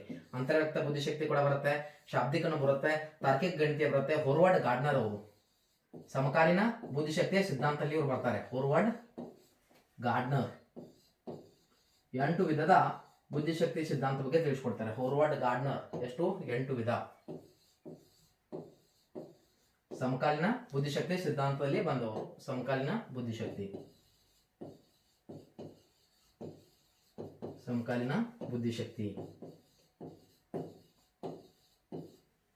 ಸೊ ಅರ್ಥ ಆಯ್ತಾ ಇದು? ಇದಲ್ಲದೆ ಪ್ರಶ್ನೆ ಕೇಳಬಹುದು, ಬಹು ಅಂಶ ಅಂತ ಕೇಳಿದಾಗ ಇಲ್ಲಿ ಬಹುಮುಖ ಅಂತ ಕೇಳಿದಾನೆ. ಬಹುಮುಖ ಅಂತ ಬಂದಾಗ ಹೊರವರ್ಡ್ ಗಾರ್ಡ್ನರ್ ಹೋಗಿ. ಬಹು ಅಂಶ ಅಂತ ಬಂದ್ರೆ ಥರ್ಸ್ಟನ್ ಹೋಗಿ ಒಂದ್ ಬಾರಿ ಪ್ರಶ್ನೆ ಕೇಳಿದಾನೆ. ಬಹು ಅಂಶ ಅಂಶ ಬಂದ್ರೆ ಅಲ್ಲಿ ಥರ್ಸ್ಟನ್ ಹೋಗ್ಬೇಕು. ನಂತರದಲ್ಲಿ ಬಹುಕಾರಕ ಬಂದ್ರೆ ಬಹುಕಾರಕ ಅಂತ ಕರೀತಾರೆ, ಅದನ್ನ ಥಾರ್ಂಡೈಕ್ಗೆ ಹೋಗ್ಬೇಕಾಗತ್ತೆ. ಸೊ ಥಾರ್ಂಡೈಕ್ ಯಾವ್ದು ಹೇಳಿದ್ರೆ ಅವರು ಸಾಮಾಜಿಕ ಬುದ್ಧಿಶಕ್ತಿ ಬಗ್ಗೆ ತಿಳಿಸ್ಕೊಡ್ತಾರೆ. ಸಾಮಾಜಿಕ ನಂತರದಲ್ಲಿ ಮೂರ್ತ, ನಂತರದಲ್ಲಿ ಅಮೂರ್ತ. ಈ ರೀತಿಯಾಗಿ ಏನ್ ಮಾಡ್ತಾರೆ ತಿಳಿಸ್ಕೊಡ್ತಕ್ಕಂಥ ಪ್ರಯತ್ನ ಅವ್ರು ಮಾಡಿದ್ರು. ಎಸ್, ಮುಂದೆ ಹೋಗ್ತಾ ಇದ್ದೇನೆ. ಎಸ್, ಡಿಸ್ಲೆಕ್ಸಿಯಾವು ಯಾವುದಕ್ಕೆ ಸಂಬಂಧಿಸಿದ ಒಂದು ಸಮಸ್ಯೆ ಆಗಿದೆ ಅಂತ ಕೇಳಿದ್ದಾರೆ. ಡಿಸ್ಲೆಕ್ಸಿಯಾ ಯಾವುದಕ್ಕೆ ಸಂಬಂಧಿಸಿದ ಸಮಸ್ಯೆ ಆಗಿದೆ? ಓದುವುದು, ಮಾತನಾಡುವುದು ಮತ್ತು ಆಲಿಸುವುದು, ಕೇಳಿಸಿಕೊಳ್ಳುವುದು. ಭಾಷೆನ ಕಲಿಬೇಕಾದ್ರೆ 4 ಪ್ರಮುಖ ಕೌಶಲ್ಯಗಳು ಬರ್ತವೆ. ಅಮ್ಮ ಓ ಬಾ, ಅಮ್ಮ ಓ ಬಾ ನೀನು, ಅಮ್ಮ ಓ ಬಾ. ಅಮ್ಮ ಕರೆದ ತಕ್ಷಣ ಓ ಅಂತ ಧ್ವನಿ ಕೊಡ್ತಾನೆ ಮಗು. ಓ ಅಂತ ಕೊಡದೆ ಬಾ ಅಂತ ಹೇಳ್ತಾಳೆ ಮಮ್ಮಿ. ಅಮ್ಮ ಅಂತ ಕರ್ತಾನೆ ಮಗು, ಓ ಅಂದಾಗ ಬಾ ಅಂತ ಕರೀತಾರೆ. ಸೊ ಇದನ್ನ ನೋಡ್ಬೇಕು ನಾವು, ಅಮ್ಮ ಓ ಬಾ ಅಂತೇಳಿ. ಅಂದ್ರೆ ಫಸ್ಟ್ ಆಲಿಸುವುದು, ಸೂತ್ರ ಈ ಸೀರಿಯಲ್ ವೈಸ್ ನಮ್ಗೆ ಗೊತ್ತಿರಬೇಕು. ನಂತರದಲ್ಲಿ ಮಾತನಾಡುವುದು, ನಂತರದಲ್ಲಿ ಓದುವುದು, ನಂತರದಲ್ಲಿ ಬರವಣಿಗೆ ಅಂತ ಬರುತ್ತೆ. ಸೊ ಇಲ್ಲಿ ಪ್ರಶ್ನೆ ಕೇಳಿದ್ದಾರೆ, ಡಿಸ್ಲೆಕ್ಸಿಯಾ ಅಂತ ಬಂದಾಗ ಅದು ಏನಂದ್ರೆ ಓದುವುದು. ಡಿಸ್ಲೆಕ್ಸಿಯಾ ಅಂತ ಬಂದಾಗ ಓದುವುದು. ಡಿಸ್ಗ್ರಾಫಿಯಾ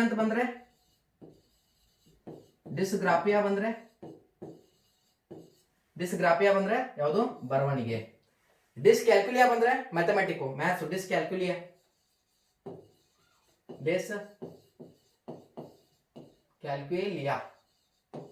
ಗಣಿತ, ಅಂಕಗಣಿತೀಯ. ಎಸ್, ಡಿಸ್ಕ್ಯಾಲ್ಕುಲಿಯಾ. ನಂತರದಲ್ಲಿ ಮತ್ತೆ ಯಾವುದು? ಡಿಸ್ಫೋನಿಯಾ ಬಂದ್ರೆ ಉಚ್ಚಾರಣೆ.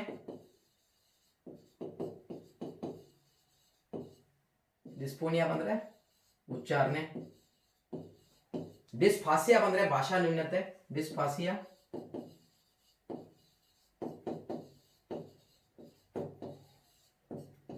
ಭಾಷಾ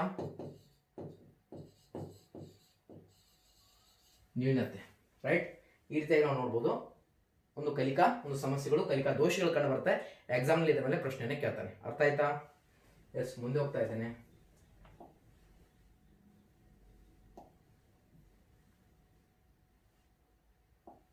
ಪ್ರಶ್ನೆ, ಒಬ್ಬ ವಿದ್ಯಾರ್ಥಿಯು ತನ್ನ ಸಹಪಾಠಿಗಳೊಂದಿಗೆ ಒರಟಾಗಿ ವರ್ತಿಸುವನು ಹಾಗೂ ಶಾಲಾ ನಿಯಮಗಳಿಗೆ ಹೊಂದಿಕೊಳ್ಳುವುದಿಲ್ಲ. ಈ ವಿದ್ಯಾರ್ಥಿಗೆ ನೀಡಬೇಕಾದ ಅವಶ್ಯಕ ಒಂದು ಸಹಾಯದ ವಲಯ ಯಾವುದು ಅಂತ ಕೇಳಿದ್ದಾರೆ. ಇಲ್ಲೂ ಕೂಡ ಏನ್ ಬರುತ್ತಂದ್ರೆ, ಇದು ಕೂಡ ನಾನು ಆಗಲೇ ಹೇಳಿದೆ, ಭಾವನಾತ್ಮಕ ವಲಯದ ಮೇಲೆ ಕೇಳಿದಂತ ಪ್ರಶ್ನೆ. ಇಲ್ಲಿ ಸರಿಯಾದ ಉತ್ತರ ಭಾವನಾತ್ಮಕ ವಲಯ, ಆಪ್ಷನ್ ಡಿ ಸರಿಯಾದ ಉತ್ತರ. ಇದರ ಮೇಲೆ ಚರ್ಚೆ ಮಾಡಕ್ ಹೋಗಲ್ಲ. ಬೆಂಜಮಿನ್ ಬ್ಲೂಮ್ ರವರು, ಆಮೇಲೆ ಒಂದು ಅನಿತಾ ಹ್ಯಾರೋರವರು, ನಂತರದಲ್ಲಿ ಹ್ಯಾರೋ ಅವರು ಬರ್ತಾರೆ, ನಂತರದಲ್ಲಿ ಇನ್ನೊಬ್ರು ಬರ್ತಾರೆ. ಸೊ ನಾನು ಹೇಳ್ತೀನಿ ಮುಂದೆ. ಭಾವನಾತ್ಮಕ ವಲಯ ಕ್ಯಾಥ್ರೋಲ್. ಎಸ್, ಮುಂದೆ ಹೋಗ್ತಾ ಇದ್ದೀನಿ.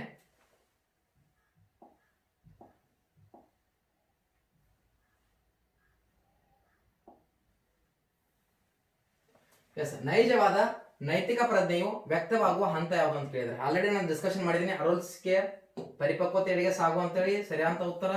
ತಾರುಣ್ಯಾವಸ್ಥೆ, ಇದನ್ನ ಪರಿಪಕ್ವತೆಯ ಕಡೆಗೆ ಸಾಗು ಅಂತ ಅರ್ಥ ಆಗತ್ತೆ. 14 ರಿಂದ 18 ವರ್ಷ ಪರಿಪಕ್ವತೆಯ ಕಡೆಗೆ ಸಾಗು.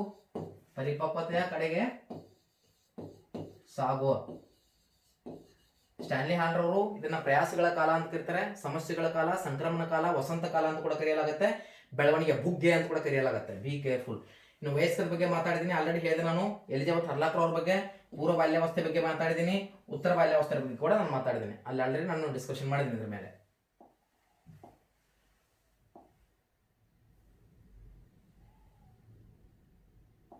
ಎಸ್, ಈ ಹೇಳಿಕೆ ಗಂಡಸರು ಹೆಂಗಸರಿಗಿಂತ ಹೆಚ್ಚು ಬುದ್ಧಿವಂತರು ಅಂತ ಹೇಳ್ತೀವಿ ನೋಡಿ.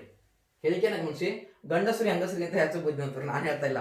ಆಮೇಲೆ ನನ್ನ ಮೇಲೆ ಎಲ್ಲ ಮಹಿಳಾ ಮಣಿಗಳು ಶಿಫ್ಟ್ ಮಾಡ್ಕೊಂಡ್ರೆ ಇದೆಲ್ಲ ಪ್ರಶ್ನೆ ಇದೆ. ಆ ರೀತಿ ಇರಲ್ಲ ಯಾವುದೇ ಇದ್ರು ಕೂಡ.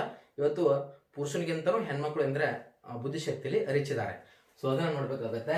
ಈ ಹೇಳಿಕೆ ಗಂಡಸರು ಹೆಂಗಸರಿಗಿಂತ ಹೆಚ್ಚು ಬುದ್ಧಿವಂತರು, ಜೊತೆಗೆ ನಮಗಿಂತ ಹೆಚ್ಚು ಸಾಮರ್ಥ್ಯವನ್ನು ಹೊಂದಿ ದಕ್ಷತೆಯಿಂದ ಕಾರ್ಯನಿರ್ವಹಿಸ್ತಕ್ಕಂಥ ಮಹಿಳೆಯರಿದ್ದಾರೆ. ಸೊ ಅವರೆಲ್ಲರೂ ಕೂಡ ನನ್ನ ಕಡೆಯಿಂದ ಒಂದು ಸೆಲ್ಯೂಟ್. ಸೊ ಇಲ್ಲಿ ಏನಂದ್ರೆ ಗಂಡಸರು ಹೆಂಗಸರಿಗಿಂತ ಹೆಚ್ಚು ಬುದ್ಧಿವಂತರು, ನಿಮ್ಮ ಆಯ್ಕೆಗಳು ನಿಜ ಅಂತ ಇದೆ. ನಂತರದಲ್ಲಿ ಸುಳ್ಳು ಅಂತಿದೆ.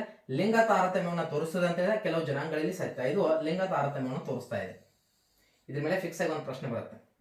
ಲಿಂಗ ತಾರತಮ್ಯದ ಮೇಲೆ ಫಿಕ್ಸ್ ಆಗಿ ಪ್ರಶ್ನೆ ಬರುತ್ತೆ. ಸಿಂಪಲ್ ಇದೆ, ಇದನ್ನ ಸ್ವಲ್ಪ ಕಾಂಪ್ಲಿಕೇಟೆಡ್ ಮಾಡ್ಕೊಳ್ಬೇಡಿ, ಈಸಿಯಾಗಿ ಅಂಡರ್ಸ್ಟ್ಯಾಂಡ್ ಮಾಡ್ಕೊಳ್ತಾರೆ ಅಂತ ಭಾವಿಸ್ತೀನಿ. ಎಸ್, ಮುಂದೆ ಹೋಗ್ತಾ ಇದ್ದೀನಿ.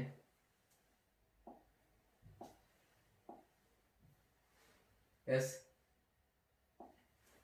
ಒಂದು ಸಮೂಹದ ಸದಸ್ಯರ ಸಂಬಂಧವನ್ನು ಅಧ್ಯಯನ ಮಾಡಲು ಕೆಳಗಿನವುಗಳಲ್ಲಿ ಯಾವುದನ್ನು ಬಳಸಲಾಗುತ್ತದೆ ಅಂತ ಕೇಳಿದರೆ, ಸಮೂಹದ ಸದಸ್ಯರು ಬಂದಾಗ ಕಣ್ಮುಚ್ಕೊಂಡು ಹೋಗ್ಬೇಕು. ಸಮಾಜ ಮಿತಿ ತಂತ್ರ, ಪ್ರಕ್ಷೇಪಣ ತಂತ್ರ, ದರ್ಜಾ ಮಾಪನಿ, ಸಾಂದರ್ಭಿಕ ಒಂದು ಪರೀಕ್ಷೆ ಅಂತ ಕೊಟ್ಟಿದ್ದಾರೆ.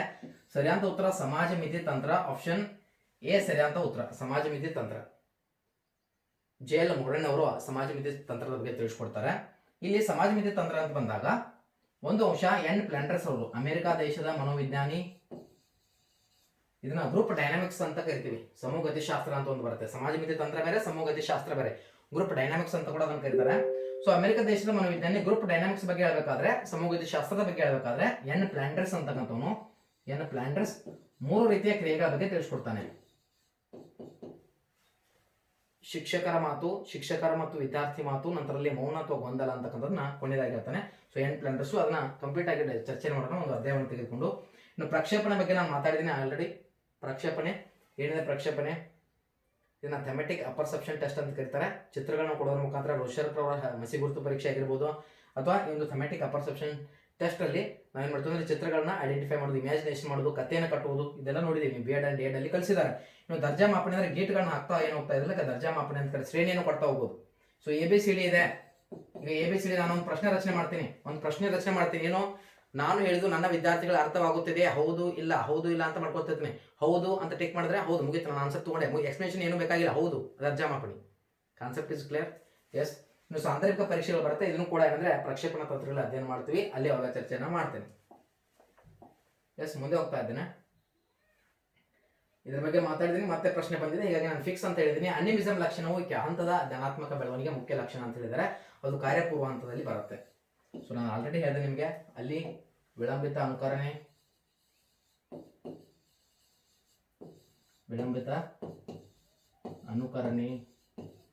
ಚಿತ್ರ ರಚನಾ ಸಾಮರ್ಥ್ಯ,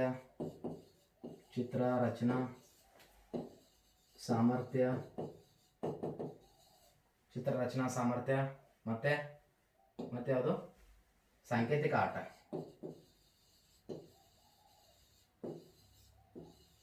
ಇದು ಕಂಡು ಬರುತ್ತೆ. ಅನಿಮಿಸಮ್ ಅಂದ್ರೆ ಇಮ್ಯಾಜಿನೇಷನ್, ಊಹೆಯನ್ನ ಮಾಡೋದಕ್ಕೆ ಅನಿಮಿಸಮ್ ಅಂತ ಕರೀತಾರೆ. ಅನಿಮಿಸಮ್ ಅಂದ್ರೆ ಕಾರ್ಯಪೂರ್ವ ಹಂತದಲ್ಲಿ ಕಂಡು ಬರುತ್ತೆ. ಎಲ್ಲಿಂದ ಎಲ್ಲಿವರೆಗೆ? 2 ರಿಂದ 7 ವರ್ಷ. ಅರ್ಥ ಆಯ್ತಾ? ಇದು ಕಾನ್ಸೆಪ್ಟ್ ಇಸ್ ಕ್ಲಿಯರ್. ಸಂವೇದನ ಗತಿ ಅಂತ ಬಗ್ಗೆ ಹೇಳಿದೀನಿ, ಇವು ಎಲ್ಲವೂ ಕೂಡ ಹೇಳಿದೀನಿ, ಮಾತಾಡಕ್ ಹೋಗಲ್ಲ ಮತ್ತೆ. ಎಸ್, ಮುಂದಿನ ಪ್ರಶ್ನೆ, ಪುನರ್ಬಲದ ಉಪಯೋಗ.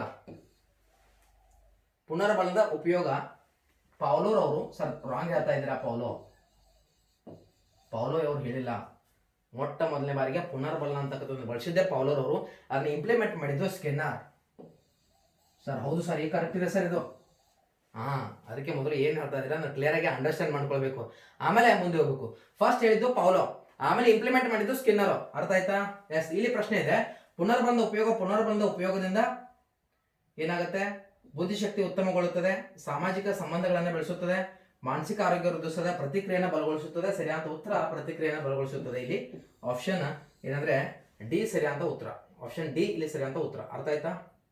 ಎಸ್, ಪ್ರತಿಕ್ರಿಯೆಯನ್ನು ಇದು ಬಲಗೊಳಿಸುತ್ತದೆ. ಪ್ರಚೋದನೆ ಮತ್ತು ಪ್ರತಿಕ್ರಿಯೆ, ಸ್ಟಿಮ್ಯುಲಸ್ ಅಂಡ್ ರೆಸ್ಪಾನ್ಸ್ ಅಂತ ಕರಿತೀವಿ. Stimulus and response. ಮುಂದಿನ ಪ್ರಶ್ನೆ, ವಿಸ್ಮೃತಿಗೆ ಇದು ಒಂದು ಪ್ರಮುಖ ಕಾರಣ ಅಂತ ಹೇಳಿದ್ರೆ, ವಿಸ್ಮೃತಿ ಅಂದ್ರೆ ಇದ್ರ ಅರ್ಥ ಏನು? ಮರೆವು ಅಂತ ಅರ್ಥ ಆಗತ್ತೆ. ಏನ್ರಿ? ಮರೆವು. ಸೊ ವಿಸ್ಮೃತಿಗೆ ಒಂದು ಪ್ರಮುಖ ಕಾರಣ ಏನು ಅಂತ ಹೇಳಿದ್ರೆ, ಭಯ ಮತ್ತು ಆತಂಕದಿಂದ ಆಗುವ ಒಂದು ಭಾವನಾತ್ಮಕ ತಡೆ, ಧನಾತ್ಮಕ ವರ್ಗಾವಣೆ, ಮನರಂಜನೆಯ ಕೊರತೆ, ಸಹಪಾಠಿಗಳ ನಡುವೆ ಸ್ಪರ್ಧೆ. ಇದನ್ನು ನೋಡಬಹುದು. ಇಲ್ಲಿ ಸರಿಯಾದ ಉತ್ತರ ಯಾವ್ದಂದ್ರೆ ಅದು ಭಯ ಮತ್ತು ಆತಂಕದಿಂದ ಆಗುವ ಭಾವನಾತ್ಮಕ ತಡೆ. ಸೊ ವಿಸ್ಮೃತಿ, ಮರೆವು ಏನು ಉಂಟಾಗುತ್ತೆ ಅಂದ್ರೆ ಇದರಿಂದ ಉಂಟಾಗುತ್ತೆ. ಮರೆವಿನ ವಕ್ರರೇಖೆಯ ಬಗ್ಗೆ ತಿಳಿಸ್ಕೊಟ್ಟವರು ಪ್ರಶ್ನೆ ಕೇಳ್ಬೋದು.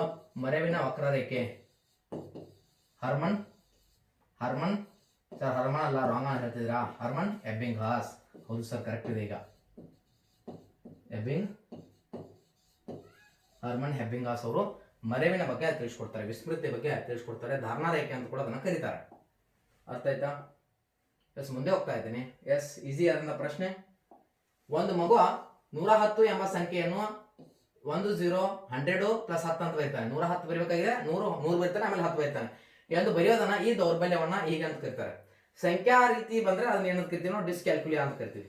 ಗಣಿತೀಯ ಸಂಖ್ಯೆಗಳು ಬಂದ್ರೆ, ಬರವಣಿಗೆ ಬಂದ್ರೆ ಡಿಸ್ಗ್ರಾಫಿಯಾ, ಓದೋದು ಬಂದ್ರೆ ಡಿಸ್ಲೆಕ್ಸಿಯಾ, ಡಿಸ್ಪೋನಿಯಾ, ಉಚ್ಚಾರಣೆ ಬಂದ್ರೆ ಡಿಸ್ಪೋನಿಯಾ, ಆಮೇಲೆ ಭಾಷೆ ಬಂದ್ರೆ ಡಿಸ್ಫಾಸಿಯಾ. ಸೊ ಇದು ಗೊತ್ತಿರ್ಬೇಕಾಗತ್ತೆ. ಮುಂದೆ ಹೋಗ್ತಾ ಇದ್ದೀನಿ. ಸಿಂಪಲ್ ಇದೆ ಸರ್, ನಿಮಗೆ ಸಿಂಪಲ್ ಇದೆ, ನಮಗೆ ಕನ್ಫ್ಯೂಸ್ ಆಗುತ್ತೆ. ಕನ್ಫ್ಯೂಸ್ ಮಾಡ್ಕೋಬೇಡಿ, ವಿಡಿಯೋನ ನೋಡಿ. ಆಶ್ರಿತ ಎಸ್, ಒಂದು ನಿಮಿಷ.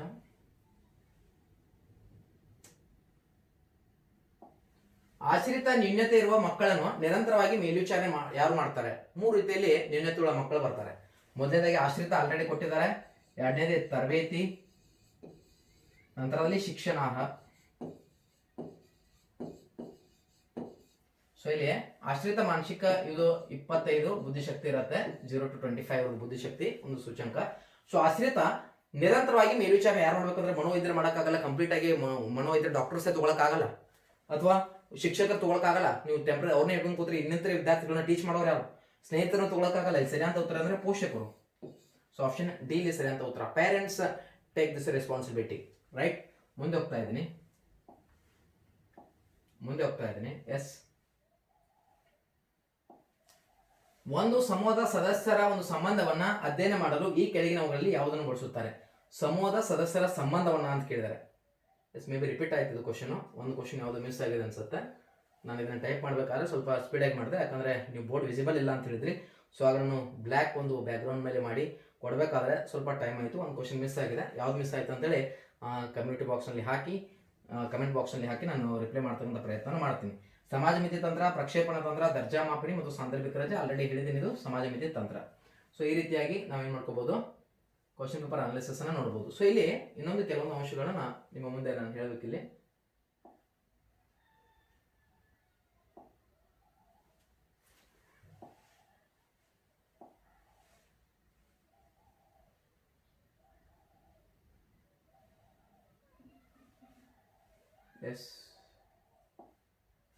ಅದು ಬರ್ತಾ ಇಲ್ಲ. ಅದ್ರ ಬಗ್ಗೆ ನೋಡೋಣ ಏನಾಗಿದೆ ಅಂತೇಳಿ. ಡೆಫಿನೆಟ್ ಆಗಿ ಈ ಒಂದು ಡಿಸ್ಕಷನ್ ನಿಮ್ಮ ಎಕ್ಸಾಮ್ಸ್ಗಳಿಗೆ ಹೆಲ್ಪ್ಫುಲ್ ಆಗುತ್ತೆ ಅಂತೇಳಿ ಭಾವಿಸ್ತೀನಿ.